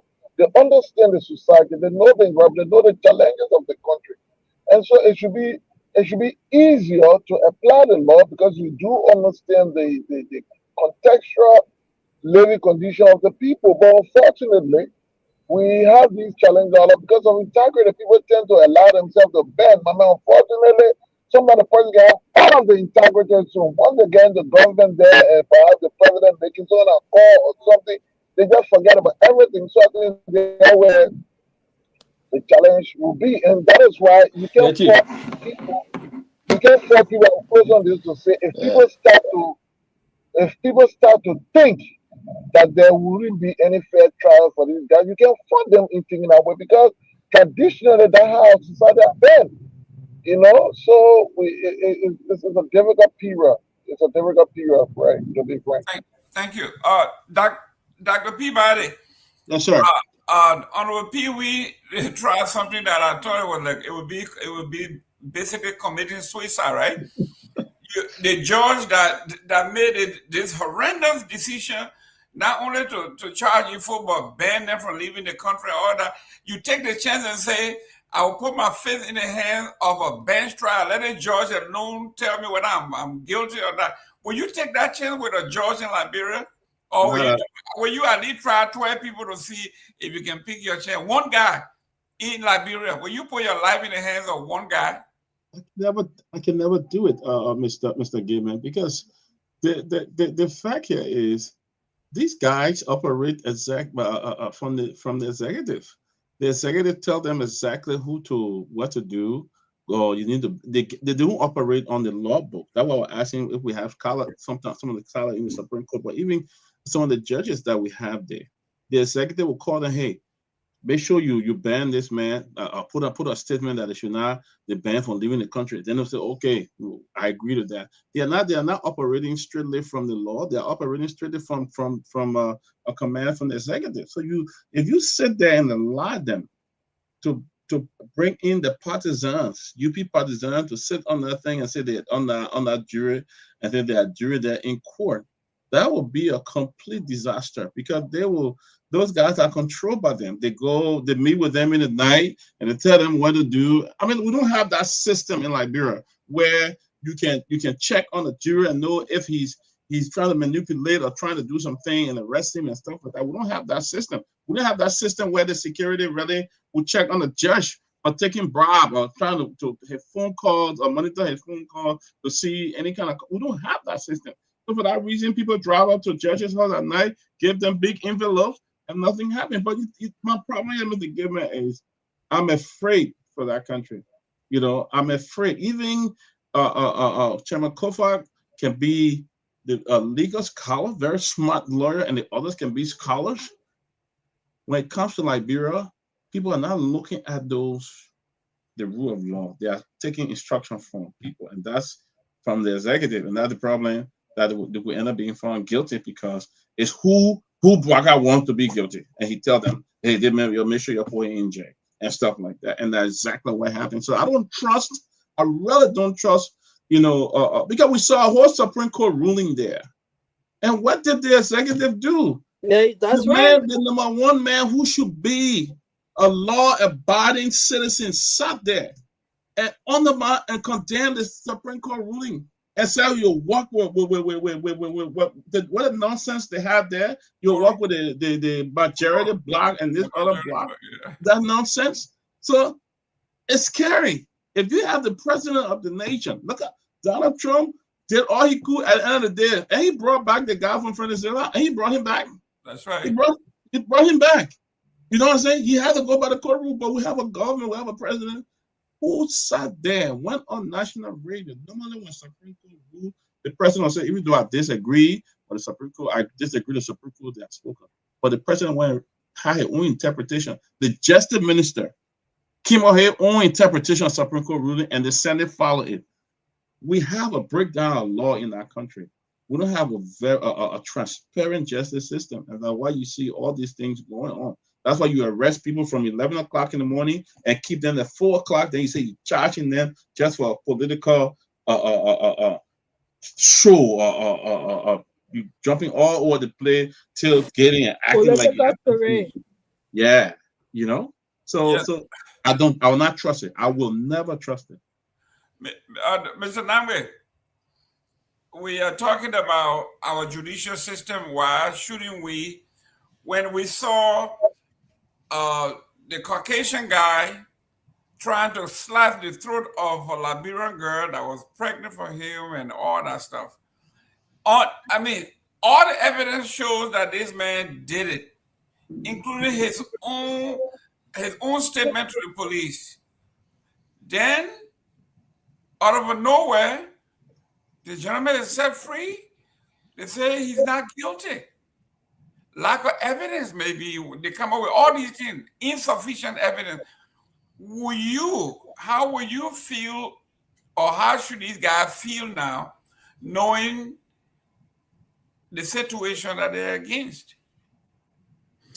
Well, I mean, yes. Of late, I don't disagree with Dr. Peabody or for being ambivalent about our justice system. But lately, performance, the track record has been checkered. They have come through at times, and they have let us down big time as well at times. The case in point, what you're talking about, Lucas Riches, I believe that's his name, with the Jessica case. Yes, the way that case was bungled. I mean, the press was reporting the negotiation with the whole lawyer and and the accused, on settlement and amounts of settlement and all that stuff. And the court, they did nothing about it. I mean, they could have called this guy in and sanctioned him. They did nothing. And right now, I can't tell you what that case is. I mean, but this is a human life. This girl's whole throat her hair was almost cut off. But the Supreme Court at least has come through on this House of Representatives, a deadlock. I think their initial ruling of ultra vires, which they came back later on to clarify, to say yes, everything that was done, by the 43, 49, whatever was illegal. I think they stood their ground on that. Never mind, basically, who is now, who is rehearsing for the Chief Justice position, who had gone to NIMBA and gave us much clarification, which I think strengthened the rule of law caucus to now refuse to caucus with the 49. And then he coming back and talking on the other side of his mouth, So, I mean, yeah, there's reason to be concerned as to what Supreme Court will get on what day. Is it going to be the one that at least affirm the rule of law? Or is it going to be the one, with all these other concerns? But I think that we should give them the benefit of the doubt. There are some honorable people on the bench there. I agree with Sylvester. Some of them I know very well. Some I've known for quite a while. So there are some people there. So there's reason there for hope. But I think it matters a lot as to who replaces the Chief Justice Ayo. And if it is going to be Bese, that I'm afraid may not bode well for us who we want the court to affirm the rule of law. But if it's going to be someone else, thank God, then I think there's reason to be hopeful. And I think my cardinal sister here, Tottenham High Nation, where one of the smart people go. Well, guess what? I hope it's not to it either. The Justice Minister, that would be even worse. But I think she's onto something here. It looks like there's an attempt here to prolong this thing until Chief Justice Yo leaves the stage and bring in someone who will make it easier for this government to have his way. But notwithstanding, again, it goes back to the point that we were making, that the opposition needs to band together and become formidable. We saw what the opposition did with the CPP when they were all together, because before the choppers like Henry Costa, who came and confessed how they derailed the whole process. Before they turned that thing into a chopping show, we saw what happened, how Dillon and other people got into the legislature. That's because the opposition was together and it was impenetrable. We need that kind of opposition. We don't want a chopping opposition where, the rally is already sold, people getting paid, all over the place. And then, what kind of opposition is that? Where the outcome is already predetermined. That's not the opposition we're looking for. So I got a quick question, though. Do you guys know why they free Priscilla Copra? Because I thought she was among the group. I mean, I heard they say, I don't know, she was sick or whatever the case is. So did they charge her anything? I expected her to go to court today with them and post bond. I don't know, to be honest. I understand that. I understand they didn't have a female cell that she could go to. That's true. That's what the police director said. But Florence Garden went to a female cell. I don't know. But what happened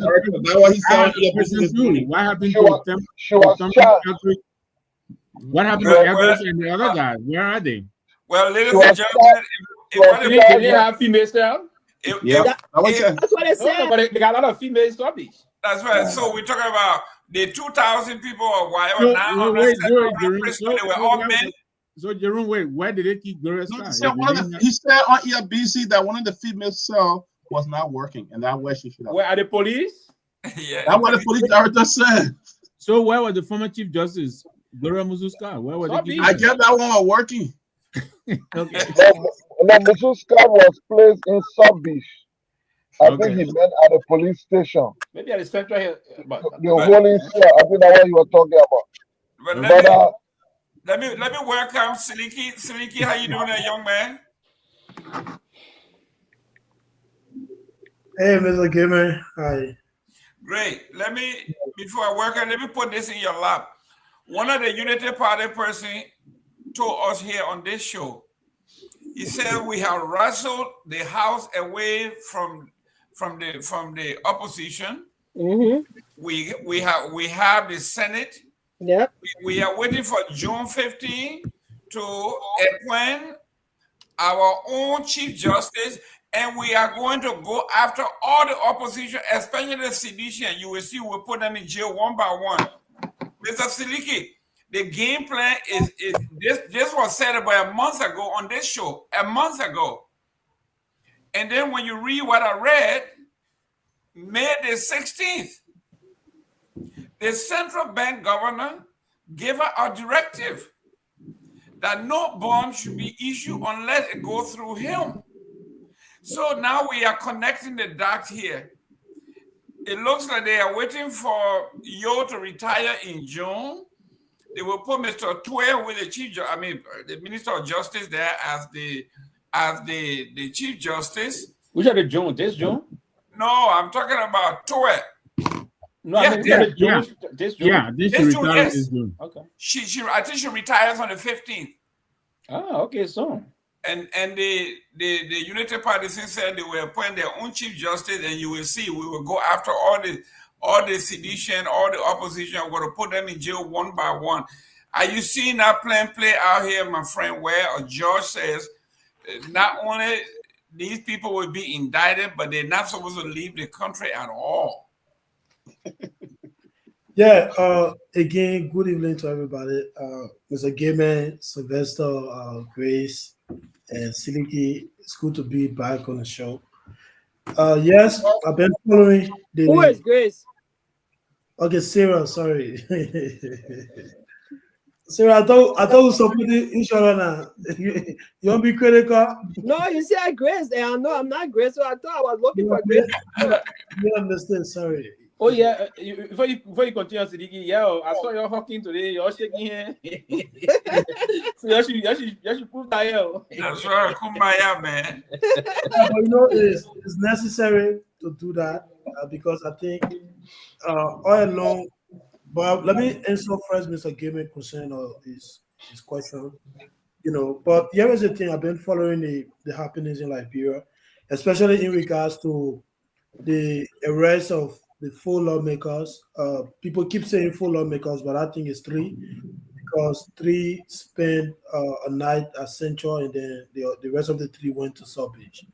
And so it's just very unfortunate, Mr. Gayman. And everything you said, for me, I think I've started noticing that when the government decided to kind of silence, Ellie Snow, when he made a statement on Spoon TV, and then they came and said different things, just because they wanted to get at him.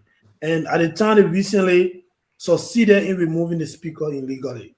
They went and begged him behind though he had to resign, and they conducted speakership election, which was already pre-planned. And this is very, very, concerning. It's troubling, and we should all be concerned about this. It's very, very sad. And I see a lot of people saying, what is the ANC or Mr. Cummings doing with CDC, and how Cummings will never become president. This is good. If that would make Cummings to not become president for standing with the rule of law. I see some people saying, but the people they did the same thing to you. They took you on prisoner bench. The CDC people, now you are with them, all of that. But let's not forget too now. CDC didn't just go and pick up Cummings and put him prison on bench. The United Party was the group of people who accused Cummings of forgery, and that's how he got there. And because CDC2 it was in government at the time, there was a responsibility to investigate. So that's how Cummings got there. But we understand this is all political. They try to do this to divide the opposition, but it's not going to work. And if anybody Cummings should not work with, it will be the United Party because they were there for 12 good years, 12 years. And then they came in opposition, we collaborated, there was no issue. They accepted us, and now they're empowered, violating the same things that they spoke against yesterday. And then they don't want us to collaborate with other opposition leaders as if to say they are not Liberians or they are, we have something personal. Everything we said yesterday was on the basis of, policy, truth, not being in the interest of the Liberian people. And you're doing the same thing, and this was well planned, calculated, that will pull up people in jail, we'll have their photos, we'll post it on Facebook and disgrace them. And on Monday, we'll put them out, and nothing will come out of this, Mr. Game. And the government, I saw the police actually talking about how they have sufficient evidence. Those evidence cannot be denied in court. They don't have any damn evidence. And let me say this. This evidence they keep emphasizing is an AI, generated voice recording that they're passing around with. They try, Abdullah Muhammad is the one who created that stuff. They play on Spoon TV the last time. And this is the same evidence the police director keep mentioning about that they get to use against those people in court. And this is very, very tough. You arrested 4 people. 3 people spent 3 nights in jail. Where is the one individual? And this is why you know that it is all political. You can't do this. And when people join together and speak, what you're doing is not good, you say that changes are becoming president as if to say you are God to determine who will be president. This will not work. The United Party will have to do what is right for the Liberian people and respect the law. And on this same show, a few months ago, a few weeks ago, I saw Mr. Gaiman, Mr. Sanvee, and other people who were really concerned about the peace of the country, begging for nothing to resign or to just let this thing go and all of that for the sake of the country. But here is the thing now, this sake of the country we keep preaching about all the time. Is it one-sided that we only preach it to the opposition? What about the government taking into consideration that they have a responsibility to keep the peace of the country? And the way things are going, if this continue, look, we can beat the opposition can beat the Unity Party 2029, but they're not going to do what the past government do because of what we're saying now. They're using the police to intimidate Liberians, and this is unfair. When you talk, they say, "Oh, you can't get in the street. We'll do this. The police will defend themselves." This is wrong. You don't arrest people in the morning. You put charges on them at 5 p.m. because the court is closed, and you send them to jail. They spend 3 days in jail, and then early Monday morning, the central bank is issuing a statement that they should not be granted certain amount of bond. This is political wish hunt, and this administration should not be engaging to this because we spent 6 years together in opposition. These are some of the things that we're talking about. I was wrong, and now they come there, they are doing the same thing. And what they try to do that is so unfortunate is that they're making reference to some of the things CDC did. So it's more like a payback. She killed somebody according to the case at the time. And so she needed to go to jail. There was evidence, and then she had her day in court. I think they went to court for months.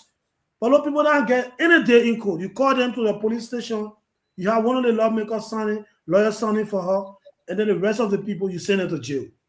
How do you call this? And when people come and speak, you say they will not become president. They're not supposed to collaborate with CDC. Seditions are Liberians. No matter what you want to say, and nobody now cause the country damage more than the United Party. They are afraid of CDC.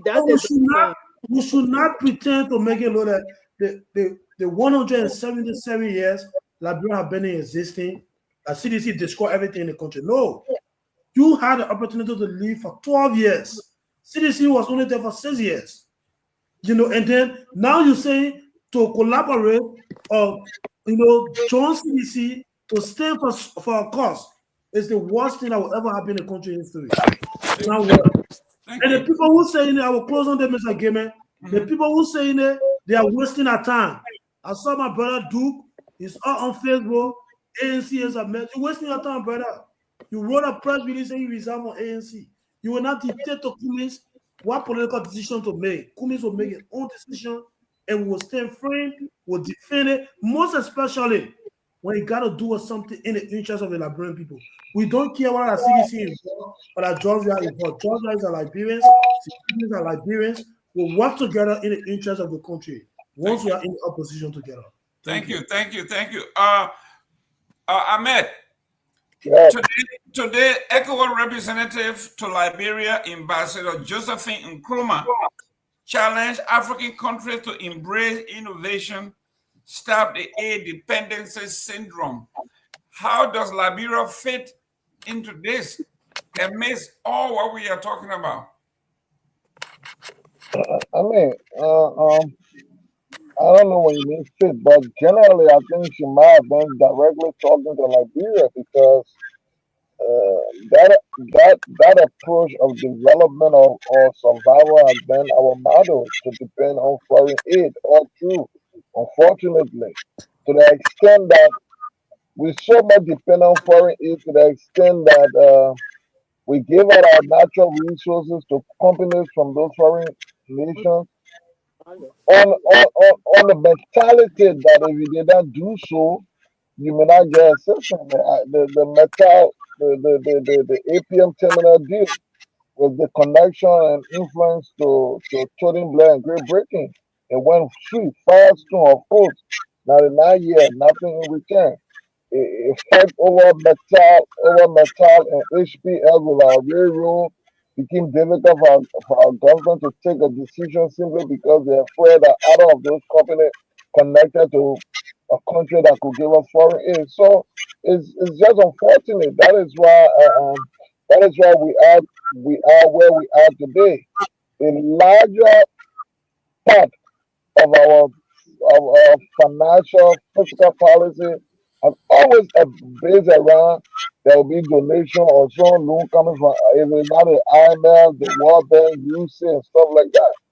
So it's critical, and as the country, the population increases and the challenges expand, we need to be more innovative. And I agree with the lady from ECOWAS. And here's the truth. Other countries have been able to do it. You go to Rwanda, they realize that thing wouldn't carry them anywhere. They changed their approach. Now we hear a lot of reports from what's happening in Burkina Faso. If those reports are true, then it suggests that there is a possibility Africa, Liberia in particular, has the resources required and that can do the trick, that can turn it around. But ultimately, I think it still boils down to one important deficiency, which continues to be leadership. Leadership continues to be a deficiency, not because we do not have the skill set or we do not have the resources to turn it around, but the leadership who will be able to make those bold decisions, take the giant steps, have always been our problem. And hopefully, we hope that as we make progress, we hope that as we go towards 2029, the issues on the ballot will not just simply be the same political issue, but rather will be who then can provide that innovation, that turn around approach that change us from dependency to sustainability. And as I close, I just want to emphasize the point that Mr. Nando made with regard to our Supreme Court. And I do agree with him. There are some very credible, moral, upright people on the court. And I think it's only important that we give them the benefit of the doubt. I think people now will understand that what is at stake, as we said earlier, is not about whether Kofa is right or Kofa is wrong, but it's about setting a precedent for our judicial system. All these landmark cases can provide us the opportunity to build on. So we think that at this point in time, people should see past politics, people should see past personal vendetta. Let this matter be adjudicated based on the laws, based on facts, so that at the end of the day, there can be something future generation can reference and also deal with such matters come about. So I think that's what I would like to add in that direction. Thank you. Mr. Pewee, Honorable Pewee, when you are in Liberia, I am not going to be hanging out with you because Torgbean is looking for you. but get me, and you see that's the other side of it, that we don't speak our minds, right? And I say I don't until I can trust him, and this is my right. The only thing I didn't say here is that I respect every ruling that, for instance, his recent dissent. I respect that. I don't trust him. There are people that will say they don't trust the entire bench. No, I don't trust him, right? So he will have to do things. I didn't say as and I don't trust him, and I stand by that. And let me say here the part of the reason. I witnessed, I was very actively engaged with the politics. I normally would take some time, move to the courts, to the sacred courts and all of that. Most of the decisions I saw coming from him as a judge pushed me to say today I don't trust him. So for him to earn my trust moving forward, he will have to do things that I believe. Even his recent dissent, I vehemently disagree with his dissent, but I respect it. Right? So the justice will have to do more, and part of this is not for him to come. But to be trusted, you don't have to continuously vacillate. You saw his recent disposition on this matter. Then eventually the conclusion aspect of it, he came in acting as though one was being arm twisted to take said decision. It's just very disappointing. And if he was in my shoe, he would have had the same thought process that I'm currently harboring. That you come and say this as a justice, you come in there an extraordinary level of respect, and you have to hold yourself at that bar that people will hold you to. An attempt to slip from that is tantamount of you lacking a lot of things, and that's where I am for now. I may change course. It have not totally evaporated, but it's nearing that. Yeah. Okay. Yeah. Josh. If not the 99.99%, we still got hope. Yes. So please tell George to tell the Josh that my son is I'm not totally evaporated, but right. You have to do something to re-earn it. That's right. Welcome, Mr. Anthony Gay. Now let's go back to. Thank you, sir. Let's go back to. I hold that cow. You're not going to eat some. I started the campaign last night on another show that the cow should be returned, and I feel vindicated. No. That's a terrible thing. Nobody should do that. I mean, you don't have to agree with my decision. You just have to respect it. Anthony Gay, I do respect it, but I disagree with it. I met him walking for a cow. You see, he walking to the cow. You see him walking, he's gonna get his cow meat. No. You're not a bereaved. The bereaved made a decision. Respect the decision. Anthony Gay. I think we all agree with you that the bereaved, the family should decision as to how they want the mother to be buried should be respected. I think the only part from which people keep speaking on this issue is that, for every country, every society just get its own norm. And sometimes some things just go beyond the regular norm of our society. I think that's from our point. But we do respect the right of the family to decide who should be a part of the funeral, what gift they want to accept. We think that they're right. But, sometimes there's just some level of courtesy in our society that have existed for a long time. So when we see something a little different, then of course people come to talking it. But the regular family burial thing, a person bring gift, you carry back to them, those things happen regularly every day. But sometimes when you make it out public, you carry the gift, you call the camera, let's put it there for the record, then I think it goes beyond just an expression of genuine feeling, but rather a moment to score some point. Then we ask ourselves, at what point, what are we doing this really at the burial, the funeral of your mother? So that's just it. But I think it's a good thing to respect her right and let her decide what she wants to do. And I think the former president should respect that. If at this point in time that they do not want him to be a participant to it, let him respect that. Step away, step aside. Thank you. Let me just come in quickly, Mr. Gilman. Let me just come in quickly. Yeah. Well, look, I think this whole thing here. I feel very, very sorry for the Doe family. I think this action, I mean, they feel that they are entitled. If the president went to you, the former president of Liberia, that's a sign of trying to, come together. And you can disagree, but when it comes to death and other things, even brothers and sisters that are not speaking, they all come together during this time. I think what the president did was a very, very honorable thing to do. He did it, I think, in the name of love. Even if Nancy Doe tried to reach him in the past and she couldn't, and knowing that this family is having a very serious financial situation, trying to bury their mom and stuff like that, he went there with love. He went there with peace to give up this gift to them as a sign to help you guys move on with the former First Lady's funeral. I don't think they back and forth by Mommy Doe or whatever. I got my own way of terming it, but I'm not going to say it here. It will not be good if I say it. I suspect somebody manipulating her. You see, but this is complete nonsense. This is, it says to me, it is lack of respect and to the president. Somebody, he didn't have to do it. He did it on a goodwill. He didn't have to do it. He went there and visited you and showed you that respect. You should be honored by that. Even if your parents disagree, your mom had an issue with him, you should be honored by that. That the former president of Liberia went to your house, brought you food, and gave you. The vice president went there and gave her $2,000.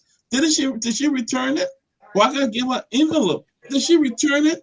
What kind of disrespect is that to the former president? They need to stop this nonsense and really move on with the thing. Why you want to make your mom funeral so political that everybody talking, or you be looking for something to distract the nonsense they did with the Kofa? Yeah. And they're trying to bring that up. That's complete distraction. But what I think is nonsense, is disrespect, and that's a shame to her family. She brought shame on her family. And that quickly, Gimme. Can I say something? Right here, quickly, Gimme. So, the problem here is, you're right. The president went there also and gave envelope. You didn't reject that, but yes, if you felt that President we hadn't paid the so-called money you're talking about, $18 million, why President Barkley paid up to current?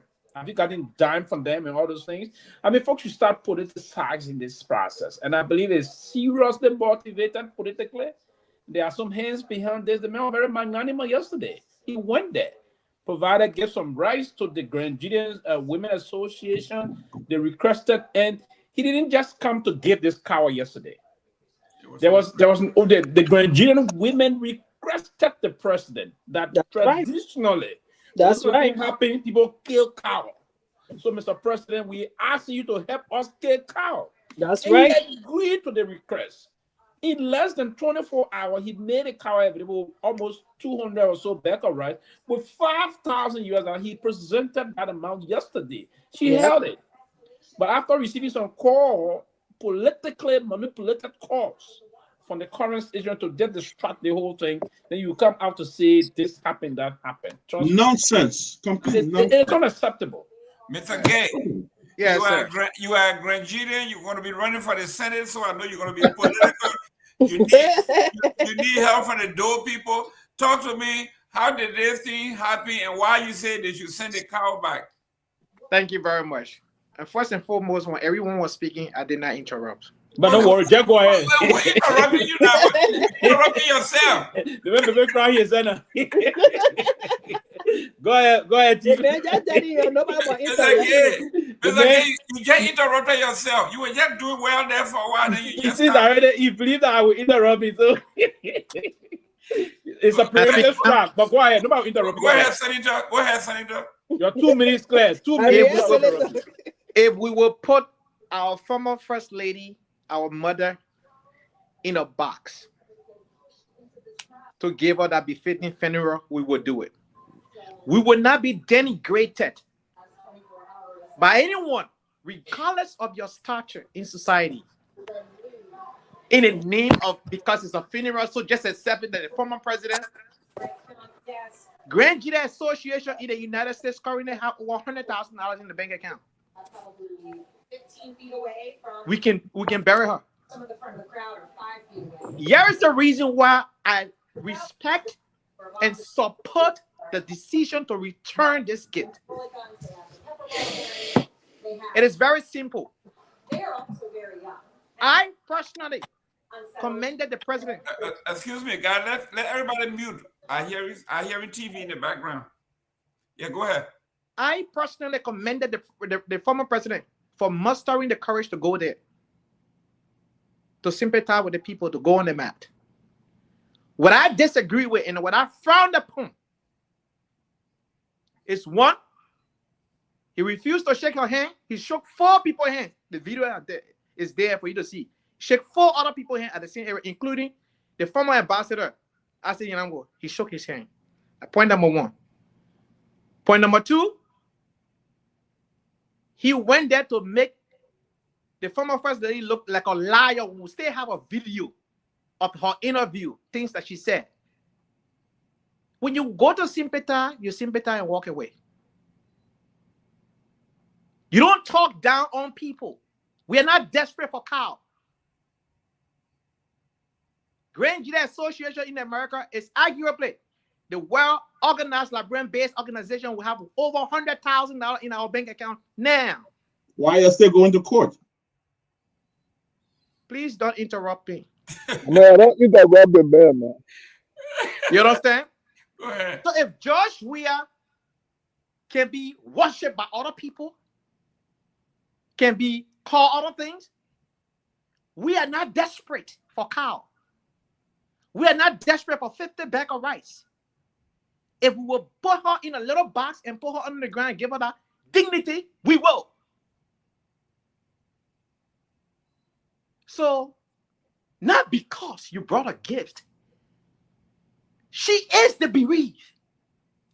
She extended her hands. You said no.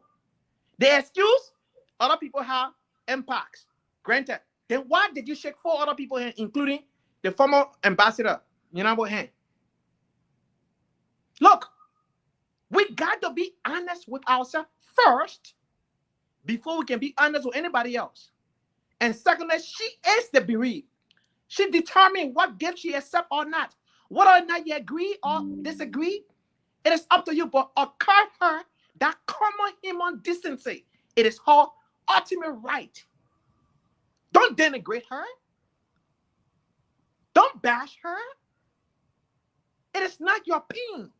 It is her pain. You can disagree, and that's fine. But don't denigrate her and call her a common human decency. That's all we ask. Respect her decision and live with it. You don't have nothing to say to her. She did not insult you. She did not do anything to you. She doesn't deserve that denigration, and will not take it. And call her a common human decency. That's all I can say. Can I come in? Quickly, please. Quickly. I got a question for you. Quickly, Gimen. Oh, okay. Yeah, real quick. Real quick. Thank you. And then we'll go to Sarah. Then we'll go to Pewee. You know, my dear brother spoke well just now, right? He thought I was going to interrupt him from the beginning. That's why he said that. But he spoke. And let me say something quick here. That's why I said quickly.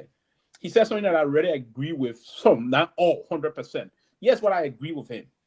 And I want to say this openly here today, or tonight, that the handler of the former president should say this to him. He was political president. The fact that he didn't shake her hand when she extended yesterday, I felt very disappointed. Yeah, he did. I felt very disappointed yesterday when that happened. But immediately, a few seconds later, he extended to shake others' hand. And I thought, I agree with my brother here, 100% on that. President Weah will have to change his mindset on that. He had to grow up to that and understand we politically engaged in an era in terms of you have to see the human side of people. And especially as Bereaved, you want to visit, and she accorded you the handshake.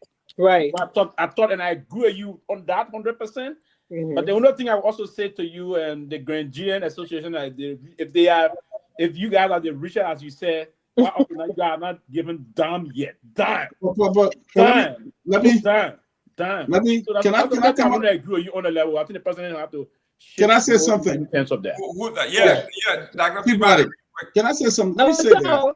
Let me say that. I'm coming to you, Sarah. Yeah, go ahead. Let me say this, and I agree with him too that President we have that one was way out of place. He you can't continue doing that, man. Post your hand, you won't be doing that. That was just that was out of place. He was wrong for doing that, and I think he should have called her a more respectful manner when it comes to the family. He should have really accorded to that real dignity and respect. He should have done that. I think that was wrong. He was totally out of place for that. But I did want to say something else. So this guy, Anthony said, the first place, the death of Nancy Doe is not just Grand Junior Association. Nancy Doe was not the first lady she was not the first lady of Grand Junior. She was the first lady of the Republic of Liberia. It's the responsibility of every Liberian coming up to show. So we shouldn't be bringing in tribalistic stuff when we're talking about these kind of things. For Senate now. Secondly, he said that the Grand Junior Association are the richest and the most respectable group in America. The last time I checked, they were in Sarah courthouse in Philadelphia. I mean, I'm speaking from fact. Fred Guar was the president. That ended in court. Michael Gilman, they all ended in court. They have some serious. In fact, the association is split. I found a lot of the organizations in this country. You want to know the update for today now? Huh? You want to know the update today? What's the update? But you were not in court. So yes, we have to discipline people. Where you guys not in court? We were, and because we have to discipline people. But then you messing with us now. You're so we have to discipline people. That doesn't mean our organization is again. Are we gonna discipline people? That doesn't mean are we litigating this now? I just want to clear that out. We just you guys are being invited the most attended convention, well-attended convention, well-organized. We raised $73,000 in one weekend. Just recently in Kentucky. $73,000. Y'all got a split group. Is that true? We don't have no split group. We have 17 people, over 5,000 people. That is 17% to 5,000 people. You can compare that. Oh, but it's still split. No, it's not split. It's still split. I'm talking to you. That's right. We have a handful of people. Sarah. That's not split. Sarah. Anthony, I just want to say what you said. You know, you are right for that. You are very right. For the former president to not shake her hand, even though he hit her elbow and stuff like that, which was not right. I think he should have even give her a hug. I mean, that she's bereaved and she's hurting. She needs a hug, even if they had something going on. There was some, misunderstanding. So I think you're right. You were supposed to do that. But I want to ask you. Do you think it's because of the handshake that she returned the items? Because I don't think so. I don't think it was because of the handshake she returned those items. I think she is politically compromised. I think somebody blow breeze in her ear. I think a lot of things went behind the scenes. No, it is what he said. What he said yesterday. There is no manipulation behind it. What did he say? It's what he said yesterday. Go listen to what he said. No, tell her what did he say? Why he said? Because first of all, he said there was no feud between him and the former first lady. He said none of that thing happened. He been caring for her. He did extremely well for her. That is not true. No, he didn't say he did. No, he didn't say he did extremely well. He said they only met 3 times since. The extremely well aspect he said, but he didn't say extremely well. But he said they met 3 times, and he don't want to say anything much because the dead body is not yet to defend herself. Right, so but he did what. But in your fairness, Mr. Pewee, was that necessary? And again, here's the point: the fact that Nancy Doe herself is on recording saying she was treated in a disdain. She was mistreated. Yes, and he did not respond to that. The best way was to get aboard that whole thing because and I want to believe that what the daughter spoke to today. Correct. She said she don't want to disrespect her mother, right? And the mother said that video that went around that she was treated that how in a disdain manner by him, and even talked to among people and other things. And because that recording went forward, and I believe the daughter is harboring that also. So right. And she was even part of the interview. Yeah, but she didn't say much in the interview. Yeah, she didn't say much about that, but she said she don't want to disrespect her mother. That's why she returned the gift, right? And when the mother, all the time the mother was abandoned, no one cared at the time, and no one come to come give something, and then she would die. But that she would abandon her mother, and she being the one taking care of her mother when she was sick for the protracted period of time, right? So all of this came about because of the statement he made yesterday. How he just gone there, sympathize with the family, walk away. None of these things are going to come out. Look, one of the things people don't understand, we from Grand Judah and most Liberian people, when somebody pass away, it's the perfect opportunity. Yeah, to reconcile. To reconcile.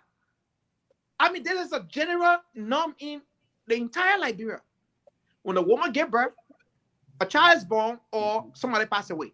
These are opportunity. Or in some cases, somebody getting married. There you go. Well, so we are all traditional people. We understand these norms. I mean, did not grow up in Spain or France.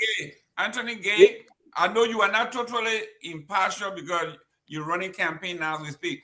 Yeah, Mr. Namwe. Thank you. The incoming senator from Grand Judah County trying to make it. You know, get a meta on that. Yeah, like Joe Williams. They may not tell you him running. You see the man thank you. I don't even know. So listen. That's why I give my brother Siddiqui a lot of credit. You know, he knows how to stay on message. Cummings is getting close to the CDC, the ANC, and he came here and you know and elevated that conversation. Mr. Gay here. I disagree with most of what he's saying. I think this is a shameless attempt to politicize this thing. I think it's unnecessary. This is a family misfortune. Let the poor bury their mother. Nigerian Association, they got absolutely no fish to fry in this. They got no fish. If you're going to do what you were planning, what you were pronouncing here, that would be the statement you make. You go and bury the woman, you know. But like Cyril said, I think it was Cyril. So you know, we're still waiting for you guys. I know the Nigerian Association is very rich. I know Timon Collins and all the other guys. I am very familiar with what goes on in there. You guys are very rich and very powerful, but you also have your internal feud. And I think to use this misfortune by this family, you know, and to make a political statement, I think it's wrong. I think it's wrong. I think you guys should stay out of this. Let the poor bury their mother. I agree with Sylvester, and I also agree with you. I think the former president himself, you know, he needs to grow up. He's not a kid anymore on the soccer field.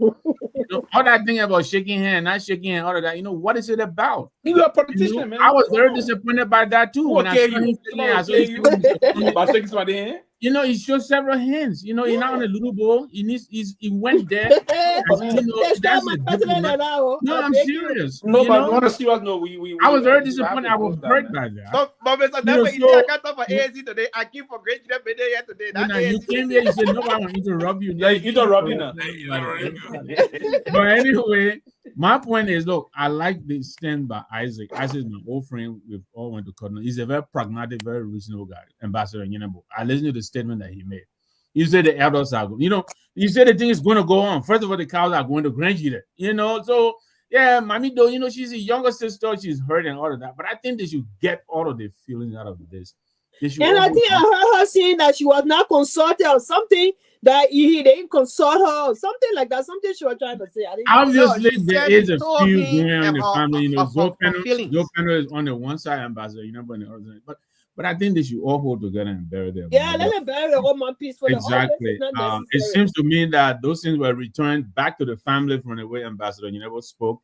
So I think that's a good thing. Let the elders intervene and, you know, put their arms around it. I mean, the grieving, she's hurt and all of that. But I think we shouldn't help them to politicize this thing. So I hope entering your position is not the position of the Grand Judah Association. So you didn't say that, but you implied it. And I hope the Grand What I said is, I think you guys are misinterpreting what I said. I said, even if we're desperate or if we were put in a box, the Grand Jury Association will stand up. That's what I say. I'm not saying the Grand Jury Association do X, Y, and Z. Yeah, but the cows, what the cows got to do with box? It's for the people on the market to eat. The cow got nothing to do with. Listen, that cow there, that's $700 for one cow. That's cow again for Sarah. Yes. All right, but that would be on the lighter side. What do you think my Jabata will say about these cows? Oh my God! On the lighter side. I know. Okay, guys, just a joke. Hey, Anthony Gay, we got no. we Wait got a minute, Jerome. GGAA, we got GGAD. Hang on, Jerome. You brought in Mike. I was in Minnesota. There's no such thing called GGAD, my brother. A lot of people are asking me, and I couldn't answer that. What? Yesterday, he had a press conference. Oh, okay. He said he was coming, so he's there. But let's get to the last topic here. When Victoria Torgbean died, what happened to my charger? They had a private burial, right? Let me go to Siliki. Siliki, when Mrs. Victoria Torgbean died, they had a private ceremony. The government read the Gazette and all that stuff, but it was private. It was with dignity and pride. We didn't hear much about it. Why Madame Doe, when she have her children, she got families, she got Grand Jury Association, she got you, she got me, she got everybody. Why not just a private burial and make this a political brouhaha? Well, again, I think, recently when the former first lady passed off, we had a conversation about it, and I told you I don't actually know much about the former, first lady relationship with President Weah, and so I didn't want to make some statement. But I agree with what somebody say here that this whole burial thing, have taken a different stand, which, I believe there are some, politicians or political actors in the back trying to bring it up to this, extent to what we see in it. But whatever it is, for me, I would just want to send a condolences to the family. I don't think this is a matter for people, to kind of want to politicize it and do all of what they are doing. For me, I don't think it's necessary. But what I also, think is, that is also unfolding is that the fact that the former president, President Doe, or the former first lady, the government of Liberia has some, benefit, that they needed to pay to the Doe family. They failed to do that, both President Weah and the current government. And let's not forget too now. Not only President Weah is being rejected favor from this Doe family. Remember during the State of the Nation, President Baka made a commitment to doing a reburial of, President Doe. And that proposal was also rejected from the Doe family. And nobody talked about it as this is being, circulated on Facebook today. And again, I want to agree with Brother Peabody. Maybe the government is also want to, trying to use this to kind of divert attention from what is going on, the illegal, arrests of lawmakers, to kind of want to focus on it today, because right after they release those people, that's how we saw the cow burning, happening at the CDC headquarters. And after then, the rest of the day, like just the cow stuff was on Facebook and all of that. But for me, I just want to wish, because no one can lose, that relative, and then while you are grieving, and then this kind of issues is on Facebook, wrong message and all of that. But I just want to close on. It was a cool show. Again, this government will want to, have to do the right thing, and we in the opposition will collaborate on issues, that is in the interest of the country. We work together. One is necessary, especially when the rule of law is being disrespected or disregarded. We work together. And again, in this public manner, I just want to ask all of you for your support. I'm contesting for the Liberia Association election here in Kigali for the vice chairmanship. I received a full endorsement from my university to go into the election, and so I had someone who wanted to also go. We had a primary, and then I won the primary in a school. Good job, Siddiqui. Good job. Hey, do it. Represent the ANC there. You got my full support. You know you got my support. He learning from Pewee and no, you got my support.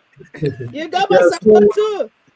So we'll be reaching out to everyone here on this platform for whatever support. Maybe you can share our flyers on your page, or whatever support you can give to man. You know where you going. Just send your WhatsApp number, man. Don't you? I know, right? When I get the vote, so just say your number. I already got your number, so that one. Before you go, Mr. Gammon, did you guys see the way how handle our chairman Carol doing the something yesterday? The way the police shop him in let's play that video. In the pickup and stuff like that. That's what happened when you come late. We discuss the thing, and then you come here and discuss it. You can't even send me the link. I had to be begging around to get a link. I mean, if you guys discuss it, Roman, thank you very much, young man. Thank you. We'll send you smart thing. Also, Siddiqui is contesting as well. Vice President for this in the Rwanda. Yes. Yeah. Okay. Yeah. Well, you got ANC people always carry the number one spot. I mean, there's when the election? I love that country. The election will be the 27th of this month. But we want to get some preparation. So when the campaign, what's the budget? It's on now. What's the campaign budget? No, we're not going to budget. So you're not really campaign? No, we campaign. So the man say he's sending you the cash app. The men are running your campaign. The men got to understand what the men are going to run the campaign on campus. We know around. We need your farm time, all those things. Yeah. So we need to know the campaign. I will say your letter, Sylvester. So we can check me out with Mike because listen, campaign. Oh man, you might not with Mike. You need to check me. Yeah, so we can check me out with Mike. Listen, we're not going to endorse him. We're not going to endorse him per our muscle we endorse. So we got to get some support. So it's going to be the moral and the small watermark support that will help the campaign move forward. The 27, so at least if we get a report, we'll get what we think we can do. If you get Mike, you got 2 weeks. You say, hey, I want to ask you. If you are there, this is a CDC driven candidate, then someone will review our support. We are all Liberians. Let me find out from the quickly, Roman. Everything you representing your people. What's the fun of Hey, one at a time. Go ahead, Pewee. Let me find out that from you, Siddiqui. A question for both Siddiqui and Anthony. Siddiqui first. Our man contesting, your man are you arguing last night? He contesting. Sarah's? Who? Sarah? Yeah, that's Sarah's. Sarah contesting? No, Sarah not contesting. The man supporting you? Sarah, university supporting me, so definitely. Oh, okay, that's good. And Anthony, quickly, before I end here, Zoe panel and that of the former rebel leader, who will be contesting? Who election up for 2029? That's Zoe panel. Yaya seat is not up for grab 2029. Okay. 2035. Okay. Oh wow. 2035. He just got a No, not 2035. 2033. 33. I'm sorry. Not yes. Mr. Pewee, you're closing. My closing. Maybe the lie. I don't go. I will close last. Okay. Thank you. You're good. Thank you very much. Let me send it to you. Let me close. Yeah, go ahead. Yeah, how long is it for you to walk? You walk for hours? You make exercising? Yeah, I walk for an hour and a half. But let me close on emphasizing on one important conversation that we just keep emphasizing is the issue of opposition unity. I remember during the Nema election, I broke ranks with my party when I emphasized that endorsing all of the candidate was not a solid commitment to forging an opposition unity. I thought that movement provided us an opportunity to send a message. And I said it wasn't one that was just meant to win a seat, but one that would have provided a deterrent, a checkmate, and awareness and alert to the ruling party. Because you see, look, when you have been involved in politics, particularly Liberian politics, and you follow the nature, the behavior, the pattern of the ruling government, you know that they are targeting something. These are not the approach is not isolated. They're not doing anything like okay, in the morning, wake up tomorrow morning. No, it is a careful plan that leads to the idea of consolidating power. And so the issue about opposition unity, the issue about us uniting our people around the understanding that the government is meant to govern and not to own the country, it becomes an imperative. I will hope, like I said today, I will hope this give us reason to unite, not necessarily because we want to win a seat in 2029, but because we need to have a checkpoint for the government. Because look, the guys in there, they were in power 12 years ago, they left power, they became destitute. They've gone back. They now understand what it means for power to leave you. They're not trying to have that happen. They will do everything and anything to ensure that happens. The only thing that can revert or put a checkpoint, as Sarah Reddy said, will be the people. And if we do not provide the leadership that is based on honesty, that is based on genuineness, that is based on real, tangible issues, it becomes difficult. Let us not make the opposition only because perhaps we want to win a seat in 2029. But the issues unfolding in the country demand that we come together and we do so. So we hope those at the echelon of leadership in the opposition community will see it that way. And I think it was a great show, good insight, objective, and we just wish you all a blessed day. That's it for my closing. Let me close because my stuff is dying. My iPad is dying. Your eyebrow? Huh? Your eyebrow is dying? My iPad is dying. Oh, your iPad. Yeah, go ahead. So yeah, I want to say thank you, Mr. Gilman, and everyone else on the show. It was a great show. You got? Yeah, go ahead,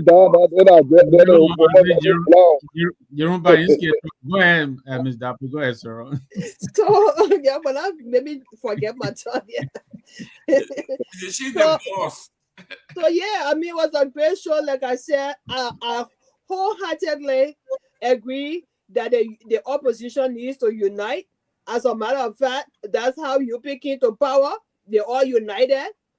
The CPP, they came together at the time that had the longer a job. So at this point, whether it's for a job or whatever, the opposition needs to unite because this unity party government has a plan. They have a plan and they are very intentional about their plan. So if the opposition does not unite, these guys are going to take advantage of everyone and nobody will be left out. So the opposition needs to unite on every front to battle these guys and ensure that the law is followed to the letter. We have seen so far what they have done, and they have gotten away with it, and they feel emboldened now to do the rest of it. So the opposition really needs to come together and tackle and battle whatsoever thing they have moving forward. So I just want to say thank you. I want to say sorry to the Doe family. It's unfortunate that this thing went out of proportion, out of order. And I also want to say to my president, Mr. President, you need to please start shaking people's hands. This is something that people don't like. This is something that is bad. You are a president, you are a public figure. At the end of the day, it doesn't look good. And those are all that support you who don't know what to say when the people come up with this kind of statement. So I just want to urge you, if you are listening to the show, please get out of that other bubble and start shaking hands. I know it is. Little eyebrow on that. Or was it the eyebrow on that? No. Don't make me go there with you. So listen, thank you. Great show. I agree with Sarah. I think the president really, and if you're not going to shake hand, don't shake hand.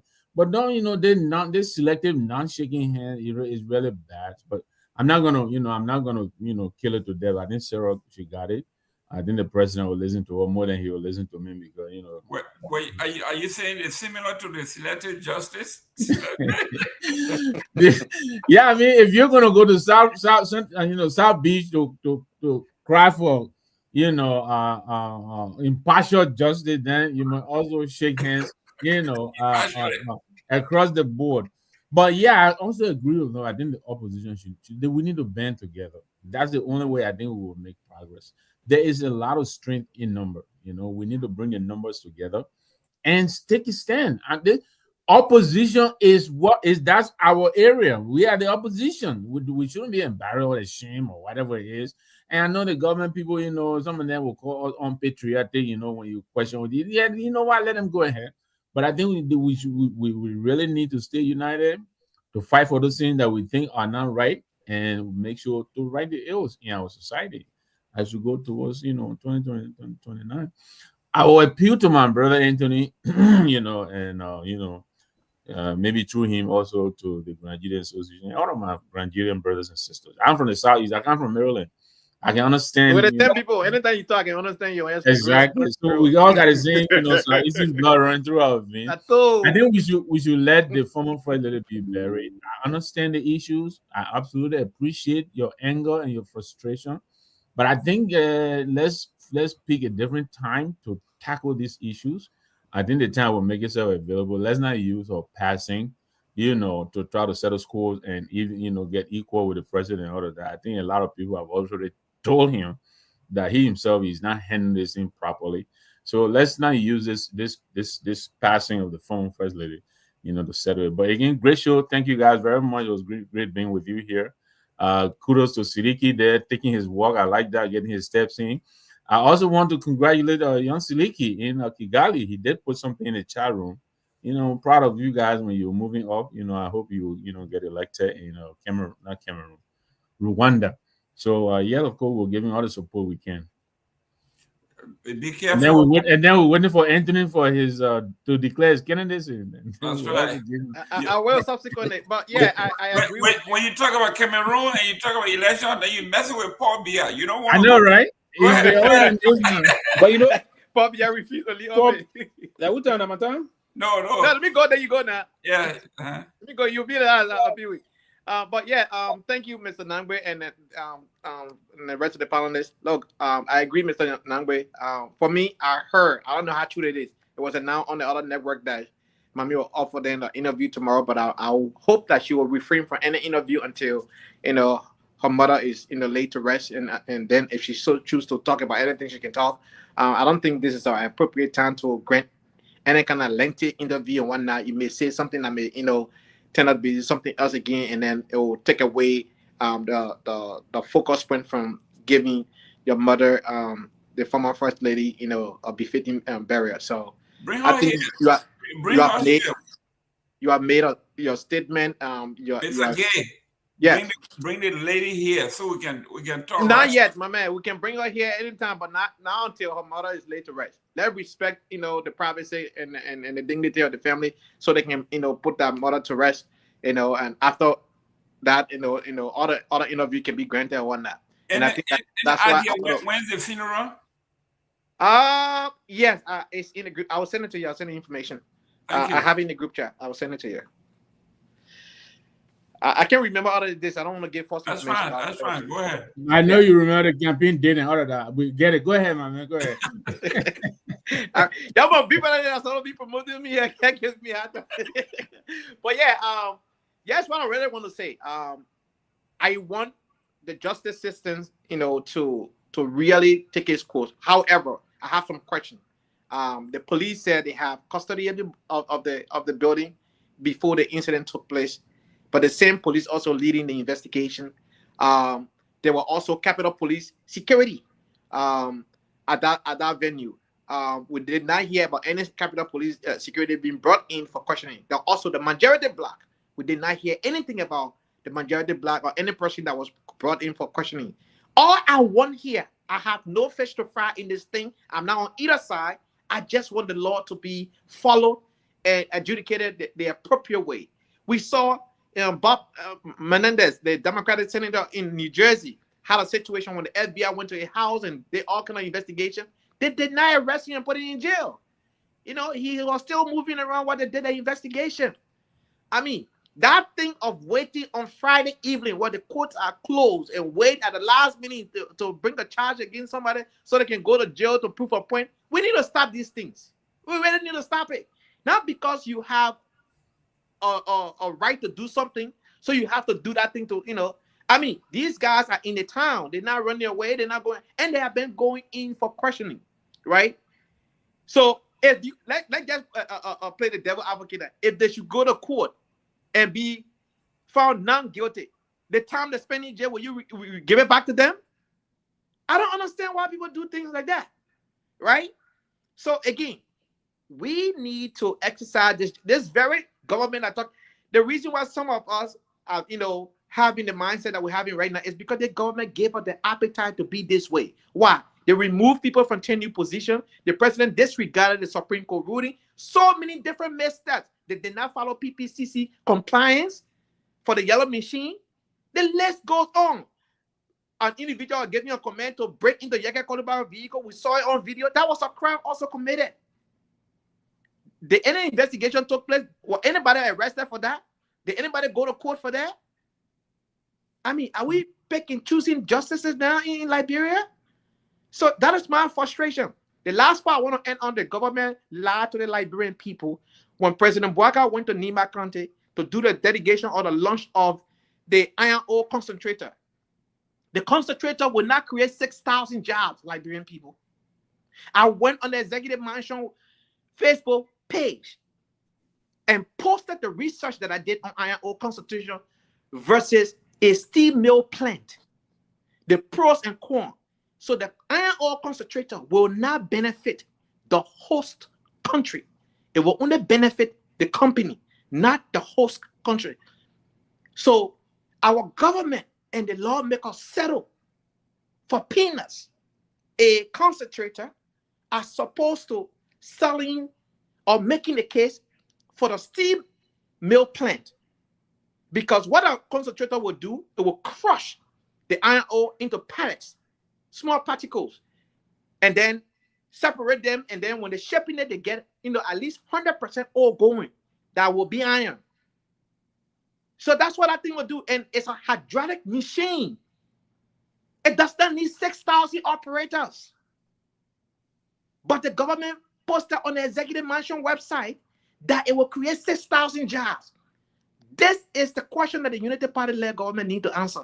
They lied to you, Liberian people. They did not tell you the truth. And many of these people also did not do that research to suggest that the iron ore concentrator will create 6,000 jobs.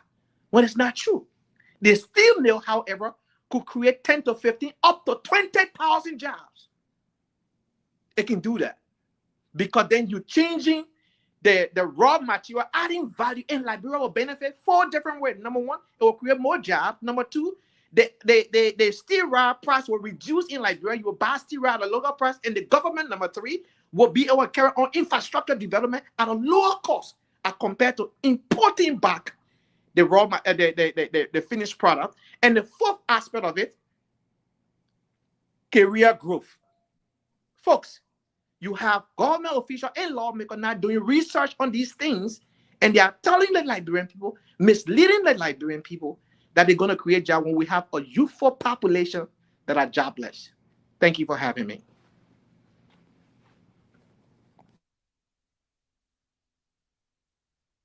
You muted. Yeah, Honorable Pewee, your turn. Take us Yeah, out. yeah, thank you. I will just jokingly start with Cameroon issue. You know, Paul Biya is 1993, 94. Young. His senior advisor is 86. that Joseph Waga mentioned that. Joseph His Waga. senior advisor, yeah, but yeah, quickly. But let me start with this the Doe issue, then I will move quickly to a close on the case. My advice here to Madam Myean Doe is that, and I agree, Madam, just remain quiet now. I respect it's the beginning of the tribute process to your late mother. honor her, even politicians during the kind of a time they are bereaved, they suspend every major political activities to honor the fallen person. So I will say that, and don't give him to Liberian trying to politicize this issue of trying to deepen the level of politics that is being played into this issue. Try to give lip service to it and just concentrate on the process of laying your mother to rest. And that's what I would say to that. But God, listen, a lot of things is unfolding about this. A lot of politicians trying to come in. Zopena is on the other side. The Doe family is a major family back home in Nigeria also. And former Ambassador Isaac Yenebo probably trying to make a comeback after his ambassador role for almost a decade, or almost more than a decade, if you will. He's trying to probably come back to see if he can get elected. So everyone's going to play a role into these things. So I don't want you to allow the process to set the stage for that. So just close on this issue and do the appropriate thing you will do to reconcile with whosoever and move this process forward. Of the case, I would call on the government, for me, quite frankly, to expedite this case and prove that and ensure that the process is fair. And this issue about appointing the next Chief Justice in our country, it should not be on the basis of we shouldn't try to link it to a party line. This should be the national cause that we appoint justice to the Honorable Supreme Court that will understand the details of the law and will interpret that as per the law. As we say, justice is blind, and they will interpret that and do it in accordance with the due process of law and in protecting the Constitution of our country. That's what we should do. It shouldn't be the party-driven process. They agree if someone, even with a party, that person is going to protect the legal profession. That's a very wonderful profession that we all, even non-lawyers, should push to protect, because it protects the sanity of our country, democracy, moving forward. So that's one of the things I will say. But now I also want to call on the police chief. I do understand that you've been desperate to have this job. You have it. You don't have to play a partisan role to keep the job. You are a professional person. Beyond you being a professional person, you are a young person still. I do believe you stay in your 40s. You're going to have a lot of times ahead of you.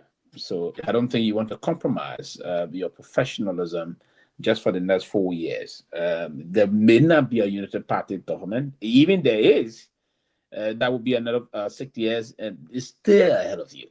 So I want to call on you to remain professional and try to not remain professional, try to go back to be professional.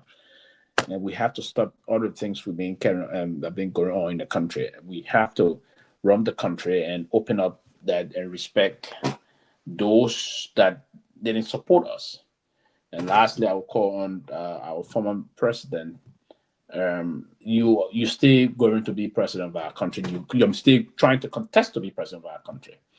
You have to open up to everybody. One thing I do believe, charismatic leaders don't shy away from people, right? If you are a leader of the people, particularly leader of a mass-based political institution, it's part of your responsibility to always affiliate with the people, no matter their condition or whatsoever thought process you may have. And that's one of the things. And leaders, traditionally, the leader don't get harmed, man. Come on, don't be afraid of anything. The boss, something will protect you, if you will. You got all that kind of line. Don't be afraid of shaking and see the bull show go out. He's scared. You want to do something? They don't even need your hands. Yes, man. That's again. Man, the always are scared. Man, I'm gonna be my hair. Go again. My hair for Listen, I would love for him to take the phone and call Darkman and Dr. Gange. Gange will go and yes, I guess he's the Darkman. When you are the president, you are the Darkman. Why are you afraid? Come on, so. That one, that's scared. That one. Everyone shaking. But we are used to shake everybody's hands. A football player.